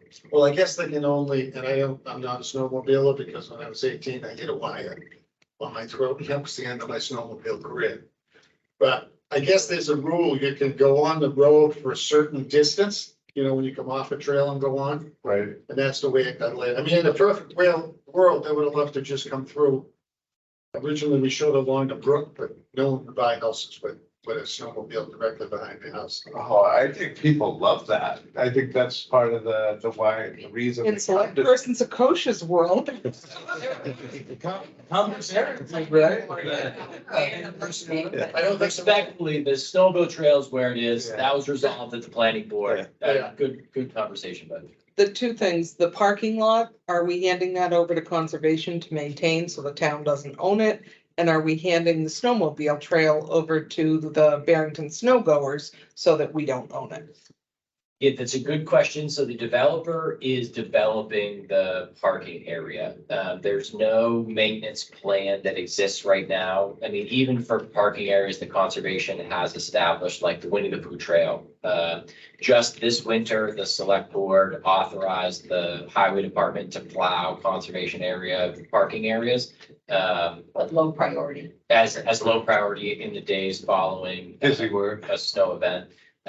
And so I would expect that the plan is to add that parking area to the list of parking areas. That probably isn't one that would be plowed even in a low priority. The Conservation Commission only named 4 or 5 of the higher priority parking areas. To the second question, my understanding is the local snow club, snow goers were involved in the entire process and I don't say agree to move the trail, agree to the resolution of maintaining a trail and having it in the location. So they'll keep that as part of the trail network. Excellent. Fine. Just a curiosity, how expensive is it to have stumps hauled away? I heard that it wasn't that expensive. Well, if you're talking, 2 or 3 dump trailer loads, you could be talking 50. 50,000. No, Oh, 50 50 dump truck. dump trailer. So. And the problem So we don't is, cost. the trucking is insane. Yeah. And then you gotta pay for them on the other end. But that's the real issue now, It's like 500 a load or something, or more. Yeah. I mean, one of the things after talking to Connor today, you can do anything on the computer, and I'm not a geek, but I know now that having to buy some to deliver to the site is, I don't know how far that network in a business concept is gone. So I thought that maybe if I connected with the company and said, you grind them, you can have all the sub grindings, provided they're reasonably close to the site, because it's the trucking that costs so much money. So, I'm looking into that, and that's why I left it as we progress, work together to try to figure out what the best thing is. So it would be ground as mulch, but Yeah, I the mean, residents want to come to get mulch. All the contractors do, because the Conservation Commission, commissions, the DES, has said that the bottom mulch when French is like spaghetti, and it all tangles, and when water's going through, it's capturing all the fines. They use it as erosion control. Yeah. You see like the socks, the hay socks, it's that same thing. You'll see a line of it around this whole perimeter. It's just ground up wood chips they build as a berm. So a lot of the stumps will be ground up. Right. A number of the stumps. The trouble is, Mr. Falzoni doesn't know how many stumps there are. And how many I didn't cut the trees, he just threw them in a pile. The recommendation is just have them all ground, regardless of how many there are, even if there's a surplus, or haul away the surplus versus burying them. And so I guess the question of the select board is, how do you want to resolve it now while there's still an unknown, and still render a decision? How soon can we have it not be an unknown? Sounds like not for 8 or 9 months before you would know how many stumps. Yeah, there are. because once we start moving material, grinding, moving the rock, any solid excess fill will be putting in slopes where we'll be taking other material out. And then as I get closer, I'll know exactly what I have to do and what the quantity is. And the person who owned the property prior to your development of it doesn't know how many trees were cut down? Well, the grandfather gave it to one son. That, his father gave it to him, it's a 70-year history. Some of them weren't even alive sometimes, some of them. Understood, okay. Right, well, I mean, some of those stumps could be hauled in that are there now too, that's all. Some go to the ground and taken to a job, there's no way to be known. So grinding them seems unreasonable. Or excess seems reasonable. So The grinding of them is something you Yeah, can do it's- on site. That's. it's very cost effective when you're grinding, because you're not paying now for the hay bales, the staking, the lines, fixing it into the ground. With the stumps, you just put it in a thick, but it's funny, I just drove through this subdivision where you're at that I sold to this gentleman, and they just did 10 houses. Did you walk there? They were all ringed with the stump grinder. Yes, he's grinding. I think what Joyce was getting at, why don't you just grind all of them if it's cost effective? If it's cost effective, we would. I just don't know that now because I don't know how much is gonna be used on site. If you can't use it on site, the price goes up. Right. It's more costly at that point. Well, here's another idea, right? We have a bunch of fill that we can't use over at the DPW. Yeah, Could, good point. if there's excess stumps there, could we receive that there? We don't want to stump dump. We don't want to add to that. Yeah, We don't want I to. agree. Okay. All right. So, what's the select board's inclination relative to the stumps? Well, I think we don't want to stump dump. Is that true? We don't want to own the acre with the stump. That's the town. Well, he just said that he wouldn't give that to us. So is that an acceptable solution to the select board if they're not ground and they have to be left on site somewhere? If it's a mutually agreeable location on the property. Yeah, and we said that we'd agree that, to give you an example, Severino did this, we did a 80-lot subdivision in Greenwich along 95. And what they did was that just to do a berm to stop the noise down from 95, this was 20 years ago, is they'd lay the stumps, they'd put loam, they'd, put dirt, so forth. It's 10 feet high. They flatten the top, planted white pine trees. And everything's there. It's not someplace where people play on. It was to serve a purpose, to make good utilization of the stumps that became. Bedrock Gardens did that. They have a huge stump berm along 125. And I told Mr. Pelzone, it's the trouble with this lot is it's already a hole. There's no building wall. There's already a wall exists. It's just like an inverted wall. What I would say is in adding to the memo, as an additional recommendation, that if the stumps aren't ground, if all the stumps aren't ground and are buried on site, that they're buried in a portion of the site that's not deeded to the town in a mutually agreeable location. And that sounds like it'll be determined in 8 or 9 months. Right. And it might be a moot point if all of them are ground, but if all of them aren't ground, we'll sit down, agree on the location, prior to being deeded over. That seems reasonable. So we'll add that to the memo. And unless you had anything else, Mr. Pelzone. I just wanted to make sure I understood, because you just gave me the copy of it. We've now changed to concentrate on slopes. Don't worry about flat surfaces within the existing pit, where there's some vegetation growing. Correct. Other places it's gonna grow eventually. Correct. So that big, do this over here, over there, we don't have to worry about. Right. Yep. That's been updated for embankments in areas that you disturb. Okay. So I'd like to make a motion to consider the acceptance of the Bending Brook subdivision open space subject to the recommendations provided by CMA engineers and amended by the select board in their June 23rd, 2023 memo. Second that motion. Your memo was dated today, though, wasn't it? He said update amended by the select board. Oh, okay. I think that was his intent, amended tonight by the select. Could you also amend and include the language that the 1 acre would be retained by the developer? That as well, that would be in the. Included in the amendment. That's. That's not listed. Okay. Roll call. Article. Did we have a second for that? Yeah. Yeah. Article 5. Gibson, I. Sure. Scotia. Capiella on. Thank you. Thank you. Thank you very much. All right, new business, town center. We're all aware that there's a lot for sale in Barrington. Map 239 lot 7, which has access to Route 125. And we want to talk about that in terms of a redesigned TIF district that would be much more focused on a specific piece of property. Yeah, or I guess I would say the narrowing the TIF district, we want to include multiple properties, for infrastructure development, and things like that. We talked about that in our strategic planning session. We had planned to talk about the TIF district reevaluating what we wanted to do to develop a town center. Since that, just before our strategic planning session, the owner of this property advertised it for sale. And so we talked about that briefly, said this is one of those things we said we wanted to talk about again.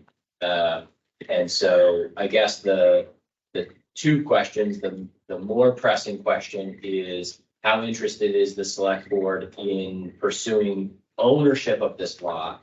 And then kind of the secondary conversation is in reevaluating the TIF district and envisioning a town center. How does the greater town center area fit with that vision? What do we want to accomplish? And how could we consider using this property to help accomplish that if we did try to acquire it, or, partner with whoever did acquire it? Jim?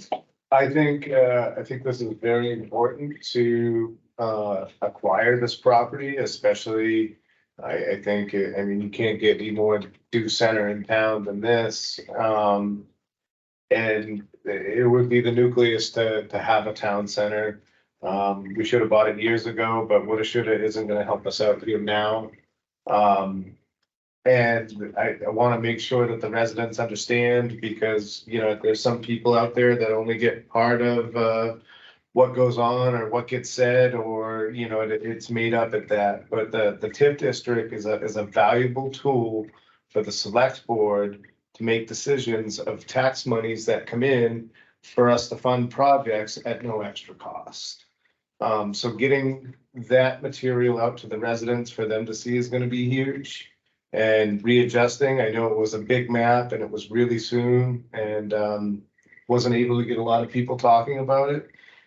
But I think if we re-hone in on the certain areas in town and keep it small, but keep it labeled so people don't get confused and actually see, because somebody has mentioned before, and I've mentioned it, yes,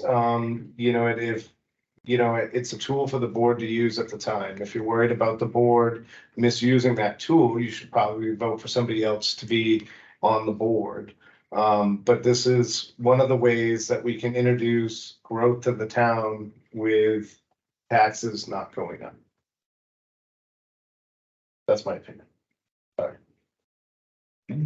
What do you say then, Dan? Thank you, Madam Chairperson. I think in keeping with the strategic session we had, some of the key identifications of what residents want in our town, preservation of our character, being sure that we still remain open land space, agricultural, that we want to foster a sense of community in this town, which is perfect in this area. We want to try and avoid big box stores and not be like our southern neighbors, other towns that have boomed to the point where you can't even move along the state roadways.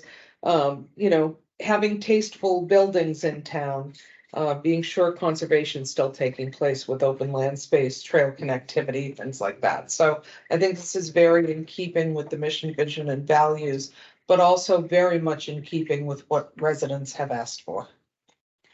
My only concern, again, the TIF district makes sense when we add tax value to the particular area. So if the town owns this, we can perhaps allocate some of it to taxable property, resell. Basically, we become the developer of this area.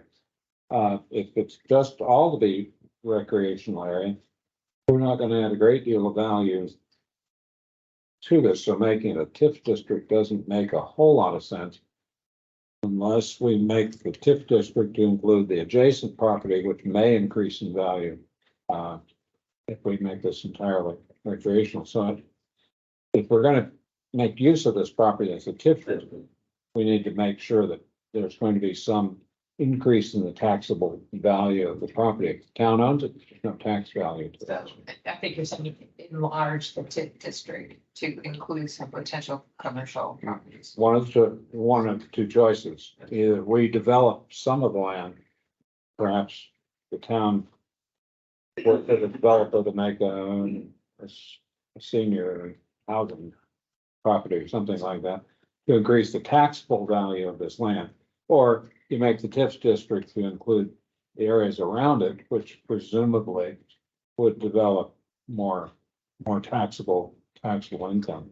But just buying the property itself and making that a TIF district doesn't make a lot of sense. I don't think that was the plan, really. Yeah, That's not the point. Yeah, that's, But like, You remember the TIF district map, how there was like a spot over here, way over here, and then, in a big the area. map, right? there's a lot of commercial property that I think will fall under the TIF district. I support a TIF district. I support developing a town center. I think that a property would be a great property to get. I don't know yet, have a sense on what I'd like to see on that property, given that the library is going here, town hall is here, we've got, a park, what would that be to bring community together? I don't know that answer, but I think it's a good property to go after. But then raises an interesting point about messaging even, do these things, two things, the TIF district and buying this land need to go together, or are they separate? Parcels? If it's within the TIF district, it allows us to reinvest in that spot. So whatever we do with it, the commercial properties adjacent, that money can go to that spot. So you want it to be in the district along with the commercial properties. I think it can go either way. It can be, I think we should pursue it regardless if the TIF district, it happens or not. Because we can bring a lot of things back into town, that used to make this town really awesome. Like one of them being, the Barrington Truck Show would bring in thousands of people, for a weekend. And, everybody was down there. There was food trucks. And everybody can walk around. I mean, even if you made it into a simple field with a walk around track. And I don't say that that's gonna be artificial turf and, and a rubber track, even if it's just a dirt walkway around. Somebody to go, hey, let's go throw the football. Let's go play catch. Let's throw the frisbee. Let's take the dogs for a walk. Okay, while you're taking the dog for a walk, I'm gonna run over the K-list and I'm gonna hit the post office and maybe ask time for some elf maybe. But and then until the other side of Route 9, if that's in the TIF district as well, if that gets going, I mean, that's the way to develop this town center with the cards that we have. This is directly adjacent to our elementary school as well. I think that's what also for town ownership becomes very important. It was when I started, starting the whole TIF district town center thing, that was part of my plan, because what do we do in Barrington? We take field trips in town, all right? And they could even have a trail that comes over, and they could camp out in the field for the day and go to K-lifts or do something. But I think that would be a way. It's in the center of town, people drive by it, it's highlighted. Because if we lose that and, an Office Max or a Dollar General goes in, everybody's gonna be like, great, cool. Because, at the end of the day, we can't tell them, hey, we don't want a Dollar General in there if they can put one in there legally, you know what I mean? So it's one of those things, we could wait on it, we could sleep on it, but I think if we actively pursue it, I mean, I don't think the town is gonna lose either way. Yes, it's gonna cost some money, but in the long run, it's gonna give us ultimate control and destination on where the town center goes. So I'm hearing a pretty consistent message that yes, the select board is interested in pursuing the purchase of this property. Introducing it to the residents of the voters is What the that- answer. What that process looks like is the target date is March of 2024. I think the next phase would be refining the vision of, and Dan, I think you summed it up well. Hey, I don't know exactly what we'd like to see, and Rob, you touched on this also. I don't know exactly what it looks like on this lot. But maybe it's a public-private partnership where there's commercial development, but we advertise an RFP and say we'd like to accomplish X.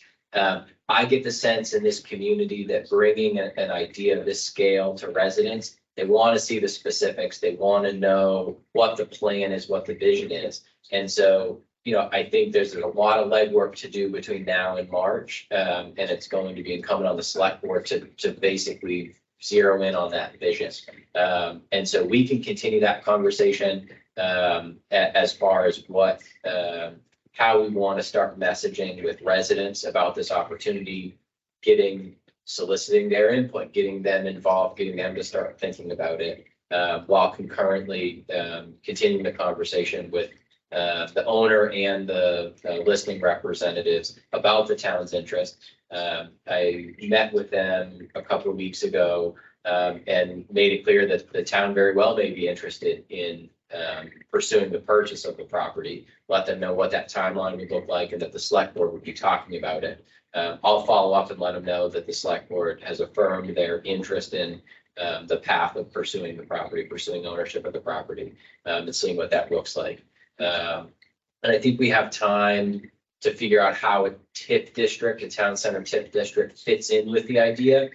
Once we understand how we want to use the property, what other development is happening, I think we have more time on that, but establishing the vision for how we want to establish a town center, how we want to use this lot to do that, if the opportunity exists, and then lining up the specifics. I mean, if we went to voters and said, hey, we want to do this, we've talked to these people to do X, Y, and Z, that's the kind of specifics I think the residents would want to be able to support an idea like this. Excellent. Seems like we need to have this on the agenda at least once a month. Probably every meeting. So between now and August, since we're only meeting monthly right now, do you have an idea of what you'd like to start seeing? I've already started gathering examples based on our strategic planning session of what other communities have done with property, especially in their town center, where they've either been involved or taken ownership. So we can start to see some examples of what those partnerships look like, how development has happened. And so that's already in the works. Is that something you could present? Okay, I'll just. Yes, I'd be glad to. Are there any towns right off the bat that kind of come to mind as far as being successful in that? Lebanon's probably the closest example. They went on a spree of buying up all the property that they could in their center and entering private partnerships to develop it how they want to see it developed. Locally, although more spread out, another great example is Rochester. So Rochester, if you watch Blaine Cox's last State of the City, he gives an awesome summary of the steps that they've taken. And again, if theirs is more spread out, isn't like centrally located, like I think ours would be here. But the idea of the city council in Lebanon and in Rochester recognized that they knew what their residents wanted to see in certain areas, but the private sector wasn't pursuing it to accomplish the same goals in the same way. And so they got involved. It's still all in the tax rolls and developed commercially, but with a vision to what they've heard from residents and how the residents would like to see redevelopment, which is the big deal in Rochester. Well, we could do the food truck thing like they did down in Durham. Yeah, that's beautiful. I think we have some incredible, knowledgeable department heads. And I think bringing them in early on in the conversation about what they've heard, what their particular department may consider the land for, and just really weighing in. And those conversations some of those conversations have happened, especially with recreation, the opportunity to have recreation space and maybe even recreation facilities in the center of town to kind of build that placemaking, a place for people to go. Or a potential community center. A standalone community center. So. Yeah, interesting ideas. Other homework you'd like to see. So I plan to present on public-private partnership ideas at the August meeting. Other ideas you'd like to see some homework on. Do the abutters like Kalis have any idea on their backside what could be developed, or cafe, restaurant, things that they might be interested in that would abut what might be a town common or something like that? And there's new abutters on the night side. Right. But I think we need to be mindful, one of the things, when we talk about certain housing or medical practice settings or things like that, Nonprofit models will not necessarily bring commercial taxation to our town. So when we are approaching this, I think we just need to be mindful of that. I Maybe get in do, touch with the school, since they're voter engaging, so if they have any ideas or needs. That's a great idea. And how do we put this out to the community great question. to get, perspectives? Yeah. Ideas about how to do that? A survey. I definitely, well, I don't know if you guys would be open to Facebook post maybe for the town, being like, hey, you know, if we could highlight the parcel of land, being like, what would you do with this parcel of land in town? Commercial or public or. Right, and just hopefully, you know, we're gonna get negative feedback because it's online, but it's the cost of doing business. But you know, that's a good way to get everybody, and whether they're in town or not. There will always be a resident who doesn't want to spend a single penny, and we have to respect that. Of course there is. We have to respect that, but the other Change side is to it easy, is, accepting it's not. yeah, but the other side to it is, I think, yeah, bringing as many residents' voices into this is really important. I mean, we can get a flyer, and then have we done the mailers yet? For text. Yeah, Yeah. yeah, that's done. But last year, we got a lot of citizen feedback at the master plan session on land use. And there was a lot of good, like, presentations and ideas that were shared and collated. That date hasn't been set, but. The one from last year with the land use, I mean, we could say that, you know, this was expressed by our citizens in addition to trying to get current. But there's a lot of data that was there and a lot of good ideas, and a lot of people showed up for that. Here's an idea. What if we've got the rec concert series? I know Jim's gonna plug it in select board updates, but for concert series on Thursdays, starting this Thursday. What if we, the third or fourth Thursday, we did an open air charrette, invite residents to come early, talk about the town center. And build off that land use strategic planning session. Hey, come let your voice be heard. Talk to us about what you want to see, right? That fourth session we were gonna use for the housing survey. Wait, were you? Yes. Our master housing plan, we talked about getting the QR code out and potentially using the concert series. Oh, So, Yeah. yes, so, No, hey, Yeah. just come early. okay. Here's your homework. Here's your homework. We'll see you there at Concert, 4 o'clock. Side some homework. We'll make you dinner. Rent a bouncy house, put your kids in the bouncy house. Come tell us what you think. That's Having select board tables at various places. okay. Jim, did you have something? Uh, Okay. That's good homework. And we'll be thinking about it. We'll plan to talk about it every time, and we'll see where it takes us. Exciting stuff. All right, next, let's move on, our 2022 financial audit. So this audit is complete. It's quite an extensive document, and congratulations to the town for doing quite well. There's always minor issues, but they seem to be pretty minor. So if you want to expand on that, Sean. I will, and I'll first expand on the kudos, mostly directed to our finance administrator, Amy Doherty. It's been 4 years of work building processes and procedures, working with department heads to make improvements, to get to the point where we are now. And so a lot of credit is due to her. She works closely with the finance officer and deputy tax collector, the human resource administrator, the treasurer, deputy treasurer, all down the line. But what you have is a copy of the management discussion and analysis, and which addresses, this is kind of like the form letter from the auditor to the select board, discussing the findings of the audit, and then something from the finance administrator who goes through the comments in the management discussion analysis and basically elaborates on those items. So I don't need to go into detail. If you have questions about that, we can discuss it. And the only other point that I'll make is in recent history, this is the town's first single audit, which those of you who deal in federal dollars know that if you receive $750,000 or more in a single year, the federal government requires a single audit, which is an additional audit of just those federal dollars and compliance with the grant agreements, which anybody who's dealt with grant agreements knows that these are often hundreds of pages of compliance documents that you're required to follow every step of. We have a finance team of 1.5, and it's easy to slip up and miss something. And I am even prouder to report that our single audit was squeaky clean, not even a recommendation. And we brought in $2.3 million of federal funds last year. And so that's a remarkable feat, and much credit is due for that. So happy to answer questions.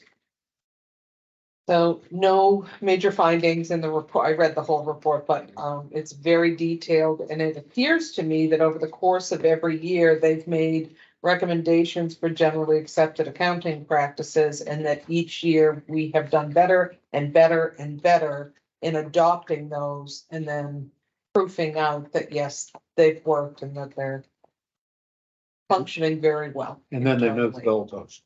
And so Exactly. And then they move the goalpost too. I think it's a fair assessment.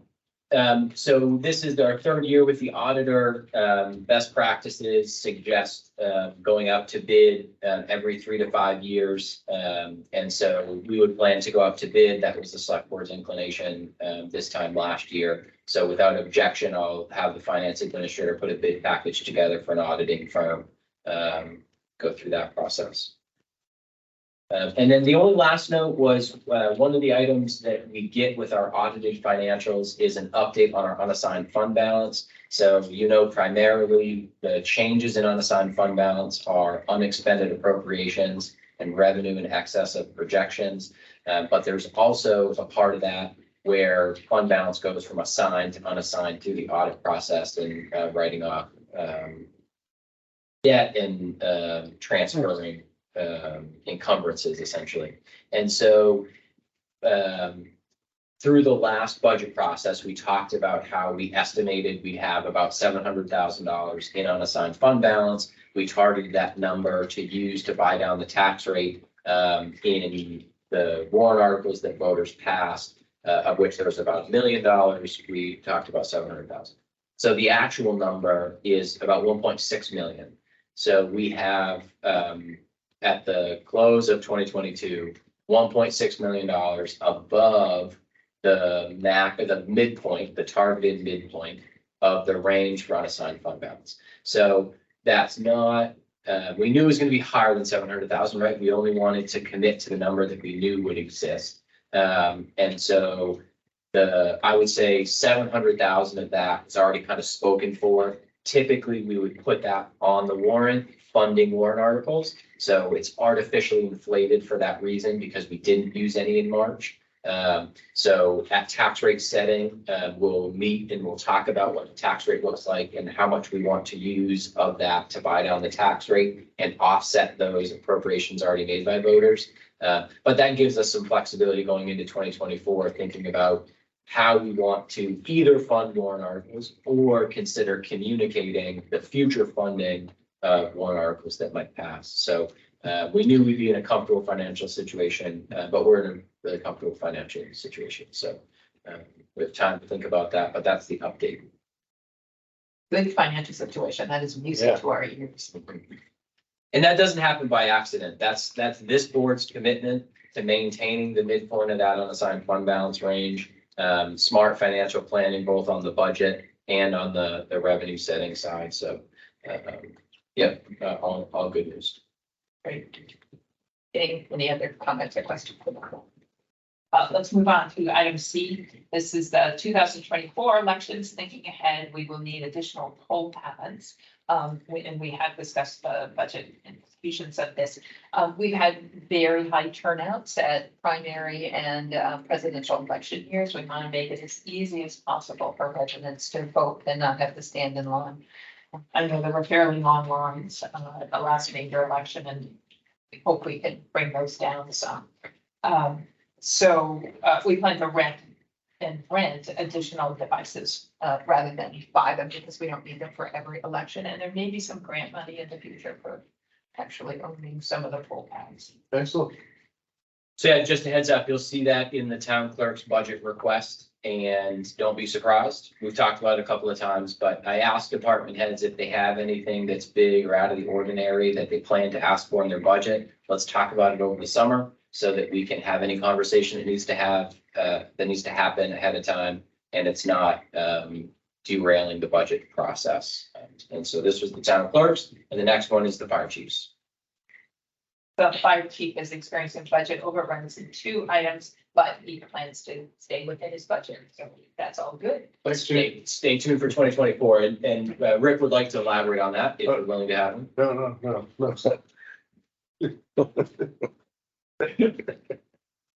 I promise I'll be the number now. We'll take bullet points. We'll take 10 bullet points. I felt it was important to, make sure that you folks understood, how my budget was operating at the halfway point. And, you will see an increase in the overtime line next year. Currently, we have an open full-time position. We've had that many applications. It's not unique to Barrington, the town of Milton, had a position approved in March. They started advertising immediately and just got an application a week or 2 ago. Town of Lee has been struggling to fill positions. So we're not unique to the problem. It's pretty scary out there that in theory, there's more firefighter EMT jobs available than there are people to fill them. And one of the things that is important is, listening to my people, the people I have left there now. Obviously, they're doing a great job picking up extra shifts, filling spots. We ran short last week. It was a holiday week. One of my guys was on a well-deserved vacation. So that in effect gave me 4 24-hour shifts that I had to try to fill. And I've actually started to fill some 12-hour shifts with just a single certified EMT. Because obviously the ambulance is what we use the most. So you kind of hold your breath and hope that we're being covered. We actually ran short last week. When I say short, there were 3 days that there was only 2 of us on during the day. So that makes it a little tough when both of us are on an ambulance call if something else comes in. And I covered a shift on Saturday, the 12-hour shift. So I merely only bring this up to you to tell you the state of it. We're juggling stuff around. We're running short sometimes, which we don't want to do, but we're doing what we got to do to get the job done. I don't know where the light is at the end of the tunnel, but what is important to understand is that the 3 full-timers I have now, they want overtime. And if you're going to see a pretty significant increase in my budget next year, because the problem is that if I don't provide them opportunities to make more money for their families in overtime, they're going to leave and they're going to go to a department where it will be available on a regular basis. And so I'm already short 1. I lose 1 or 2. Whether I like it or not, there's going to be a lot of overtime. So this is really the crux of why I'm sitting here. That I'm not big on blindsiding anybody, but there will be a significant increase in my overtime budget in an effort to show faithfully to the people, and hopefully I can get 4th person on by the end of the year to show them that there'll be opportunities for them to make more money, and then use that as a tool to keep what I got, not to go back. So Chief Walker, are you saying if you hired the person for the position you're trying to fill, you would still have overtime? Absolutely. Absolutely. There's the problem you have right now is I'm fortunate that I have 3 or 4 full-time firefighter EMTs that have full-time jobs in other communities, and they come out and they work 1 or 2 or sometimes 3 shifts for me. But they're at when the overtime becomes available for them. I had twice 2 weeks ago with one of the guys that were working, was scheduled for me. I got a phone call at 5 or 6 o'clock at night going, hey, I got booked for overtime tomorrow, so I'm not gonna be in. And I get it, because, to work a 24-hour shift at overtime at their regular job is, I don't know, somewhere between $700 and $1,000. So to come to Barrington to do a 12-hour shift, the numbers aren't even there. So that forces me to either see if one of my people are available to come and work, or we work shorthanded. So, I threw a dart at the wall, asked for $15,000 in overtime, and every bit of that was gone by the 1st of March. But I probably I'm probably gonna put $50,000 figure in it. That's not actually stone. I gotta sit down and do my numbers, but I can guarantee you that I'm gonna throw at you something far north of 15,000. Because I gotta do what I can, do something to try to keep what I got. So the empty position right now is covering your overrun? Yes. Yeah. Yes. The other piece of that was the vehicle maintenance, and, just briefly touching on that, we certainly didn't anticipate a $9,000 cost to replace that. And as you saw in Mark's notes, he needs to do a transmission, one of his trucks, and it's north of what I spent.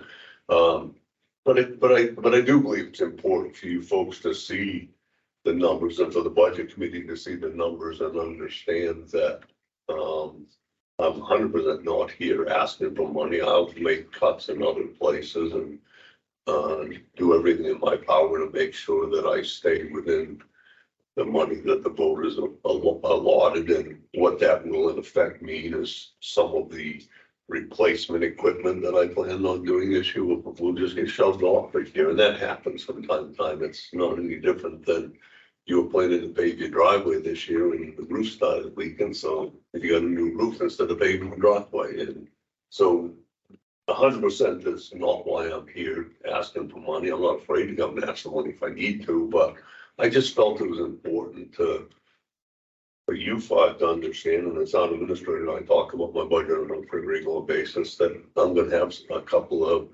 pretty extensive overruns, and my budget typically doesn't operate that way. I usually, I usually have some overruns.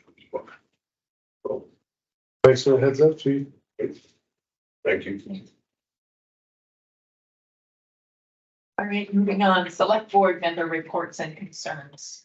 So we had our first master use housing meeting, and we got through about half of the proposed questions that would go before residents. Really diverse group that very, very comfortably could share perspective. And I think being able to take that first meeting and move halfway through that questionnaire was really productive. The Stratford County Regional Planning representative that's working with us, Lisa, was excellent. And I liked how she kept us getting back on track so we could be productive. The Zoning Board of Adjustments approved the replacement, a variance for the replacement of a mobile home on Kelly Road, which I think, given the lot that's there and where it is situated, was a very appropriate variance based on the case that was presented. And then I've got to get the name of the road correct. Winkley Pond Road.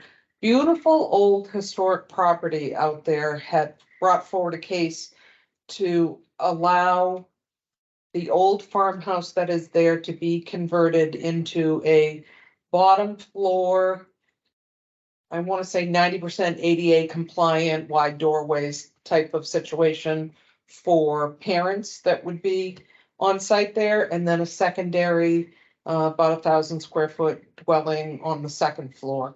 And the only portion of the variance that really needed to be approved was to allow steps to 2 doorways, about 8 feet off of the property.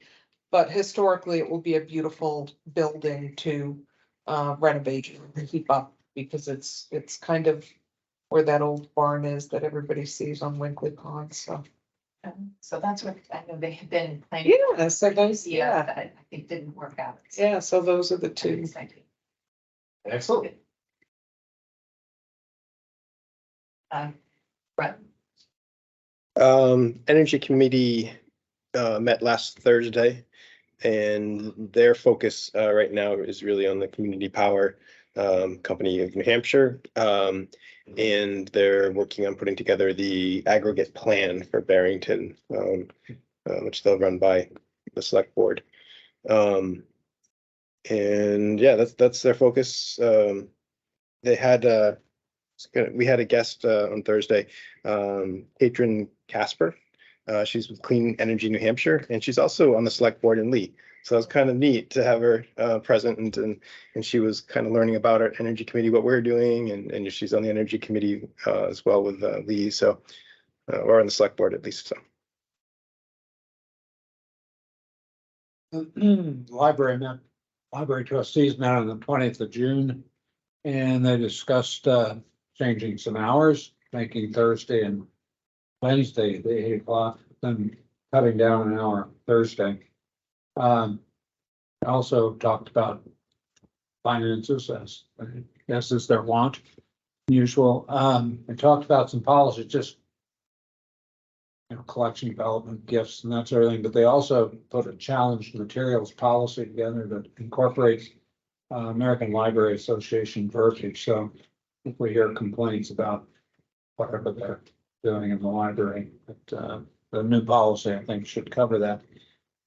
As we learned the other day, they're talking, the new building committee talking 6.5 million. You probably can elucidate more on that than I do. That was just a report. Susan, Roger, and Liz are going to go to Peterborough sometime this month to talk about their 7-year plan that they got a $4 million bond for their library up there. Next meeting is 18th, and then transfer committee met and discussed mostly composting, but also talked about and we haven't resolved much possibilities of plan for a home new transfer station, which would require probably a pretty significant bonding process. So that discussion is, Years down the road. well, they want to do it last week, but it'll probably be 3 or 4 years at best. So a lot of stuff there, and they're going to meet on next Tuesday as well. School board's next meeting is the 25th of July. They have a strategic session, planning session, not attend, but they'll meet again on the 25th. That composting class is July 18th. Thank you. And that's the highway department. Right. At the highway department? At the highway department. Yep. Yeah, there were 3 dates. There were 3 dates offered, 18th of July. Conservative estimate is that 50% by weight of what goes into municipal solid waste is compostable. And the reason that matters, not only to the town, but also to residents, is that we pay by the ton for the trash that goes into those compactors. And so we reduce the weight, we reduce the cost, doesn't cost as much to residents. And so good for the goose, good for the gander. Plus it goes to landfill, which is a major methane producer. Yeah, you want to know something that I learned? We need to bring up the issue as well. Right now, the rates for our trash disposal are so low because the landfill is so close. When that landfill closes, Right. and the trash from the town of Barrington and all of the rest of this area has to be trucked out of here, best we learn our behaviors now, not just for environmental sake, but if you're not into saving the environment, be into saving money. We need to come up with a plan. So I was under this false impression that organic material decomposed in landfills. But it doesn't. It decomposes at a vastly slower rate because the pressures, the temperature, something weird, I don't know. But like organic material goes into a landfill and doesn't decompose. And I always thought, oh, it's good to have some organics in the landfill because, kind of keeps, no, it doesn't. Creates methane and doesn't decompose. So there's your misconception for the day. But yeah, so the free composting costs. there's a lot to it. There's an interesting article on NPR the other day of Los Angeles does composting. They have, the lady went there and there were 20 or 30 stacks, 700 yards long. And they were 6 to 8 or 8 to 10 feet high, and they turned them every few days, but eventually they sold it as it moved down the process, but it took that much land area for Los Angeles, and they actually made money because the compost was sold to farm. Agriculture in the area. Separate issue. Sorry. So, Over to you, Jim. lots of meetings, committees, whatnot. Start off with the technology committee. They were going over some, phone issues that they had to troubleshoot. Nothing too crazy going on there. Some members couldn't make it. And then the Class 6 road and, the Class 6 private roads committee, deemed a chair and vice chair, which the chair is Ron Allard. And, the vice chair is our esteemed fire chief, Chief Walker. A lot of good ideas, a lot of good people coming together for one common goal, everybody listening to each other. I got really high hopes for where this is headed. Some residents have reached out, that I have sent towards Ron's way because they have questions and concerns. And I'm sure we'll hear about that more at the next meeting. Does the committee have a timeline for when they hope to have a report on it? Not yet, because it's so new. I think within the next, I would say probably at least 2 to 3 meetings, we'll have something. Probably the board could entertain, or at least give an update. Hey, this is where we've gotten. And I can mention that when I go to the next meeting. We talked about October. When the select board formed the committee, they asked for recommendations by October. Yeah. And I think that's a reasonable expectation. So Yeah. That's the target, 2 to 3, yeah. And then I've attended 2 of, well, the only 2, library building committee meetings. Going through the process now of the designer there and, we did a site visit, site walkthrough, kind of the old space and thoughts, theories on placement of the library. I think there is I think the library is gonna have some challenges that they have now that they need to overcome before more building gets into aspect. As Dan had mentioned, we're upwards of 6.2, 6.5 million. But there also needs to be a conversation between the rec department, library, and what's gonna happen with the old space and as far as community center. Does library take that over? Does rec take that over? Is it gonna be a new entity? There's a lot of questions that I think have to get answered for this to go to the voters. But I just think, it's gonna be interesting. But they are working hard at that. They did pick out a final design, or preliminary where they want it to go. They wanna put it kind of back in the old spot, but not, they'll end up putting out, I think at our next meeting, kind of what they want. Here's the pitch. And then as far as the rec department, this Thursday, mark your calendars, 6 to 8, summer concert series, hits Barrington. It is gonna be Island Mike, is the band, and What's Forkin' food truck. That's important. That barbecue? I would say, Kona Ice will also be there, and George Kayla's Fine Foods is having a soda and water station there as well. Oh, great. And since I plugged that in, Secosha Electric plugged in the temp power for them. Yeah, thank you for doing that. As My a donation. donation. So, Oh, great, thanks. yeah, that's all I got for my committees. Nice job. Thanks. Planning board.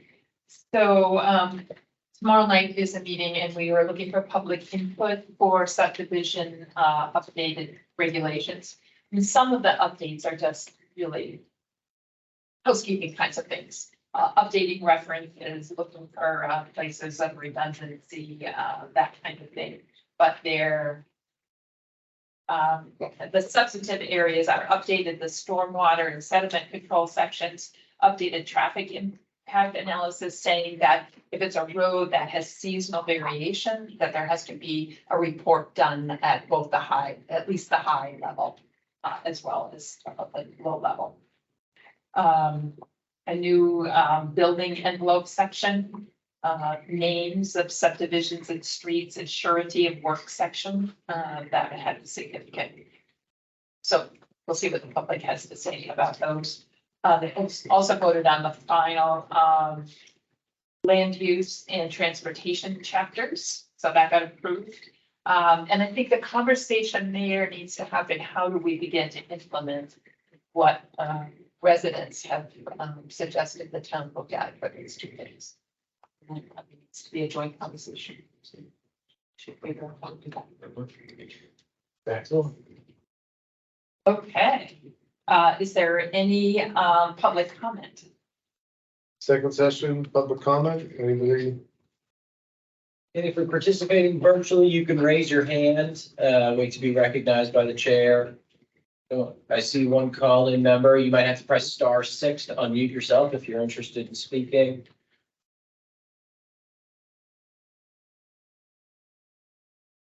Last call. I don't see anything online, Mrs. Chair. Right.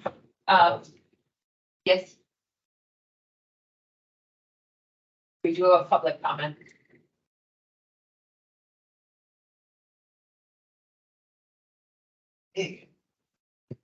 Jim Please Sakosha. state your name. Jim Sakosha, 21 James Henry Drive. I'm not gonna sit up here and proclaim myself, the voice of the people in town, but, or, the man of the people. I let the voters decide that when they voted me in. And I will say, if there's any concerns of individuals out there that believe that they're, well, I can only assume that some people have had the chance, whether in 73 or 04, to catch the walking tall story. And if there's anybody out there in the town that thinks that the government is out to get them and there's a walking tall story behind it, that's not the case in this town. If you get your facts off a social media site through one source, you're going at it the wrong way. There's plenty of information, plenty of people to talk to here in town that'll point you in the right direction of what's going on. Thank you. I'll be quick, quicker. Full competition, chief. Hugh George Joy, not of Barrington. Since we passed the noise ordinance in this town, this last election, I think there's been some confusion in town that the noise ordinance is the be all end all of noise in the town of Barrington. I would like to remind residents that RSA 644-2 still exists in the state of New Hampshire. You might be within the noise ordinance parameters, but still outside of the disorderly conduct statute. So I would like people to potentially educate themselves on the differences between the two of those, because we have had some conflicts in recent weeks, and where summer is upon us, the few decent days we may or may not have before we go back to school in September, I foresee us having more issues. So I will be doing a Facebook release to get to more people. There are differences in the two. You can still be held accountable in the town of Barrington for a noise violation outside of the noise ordinance. If anybody has any questions, they can call the police department, and I'm happy to educate them as well. Thank you. Thank you, chief. Any additional public comment? So we do have a non-public session for legal reasons. I'll make a motion to enter non-public session pursuant to RSA 91-A:3, paragraph 2 or Roman 2, purpose of reputation and legal personnel. I'd like to do it. Reputation and legal. Personnel. Cool. Hardikoff, aye. Gibson, aye. And sure, time. Sakosha. Yeah. One second, please. Well, they have, okay, well, I'm fine.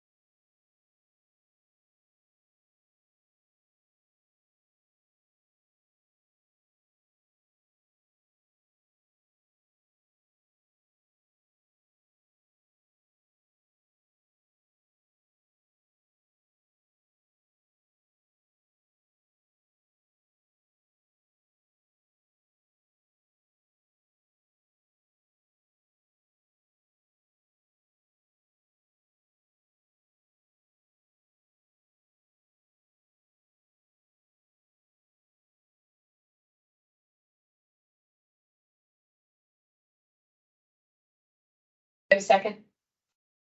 Okay, roll call aye. Aye. Okay, now Aye. we're back. We're back. And we would like to, do I have a motion to end? I moved to adjourn. Second. Roll call? Bye-bye. Gibson, I. There was a lot of material to cover tonight.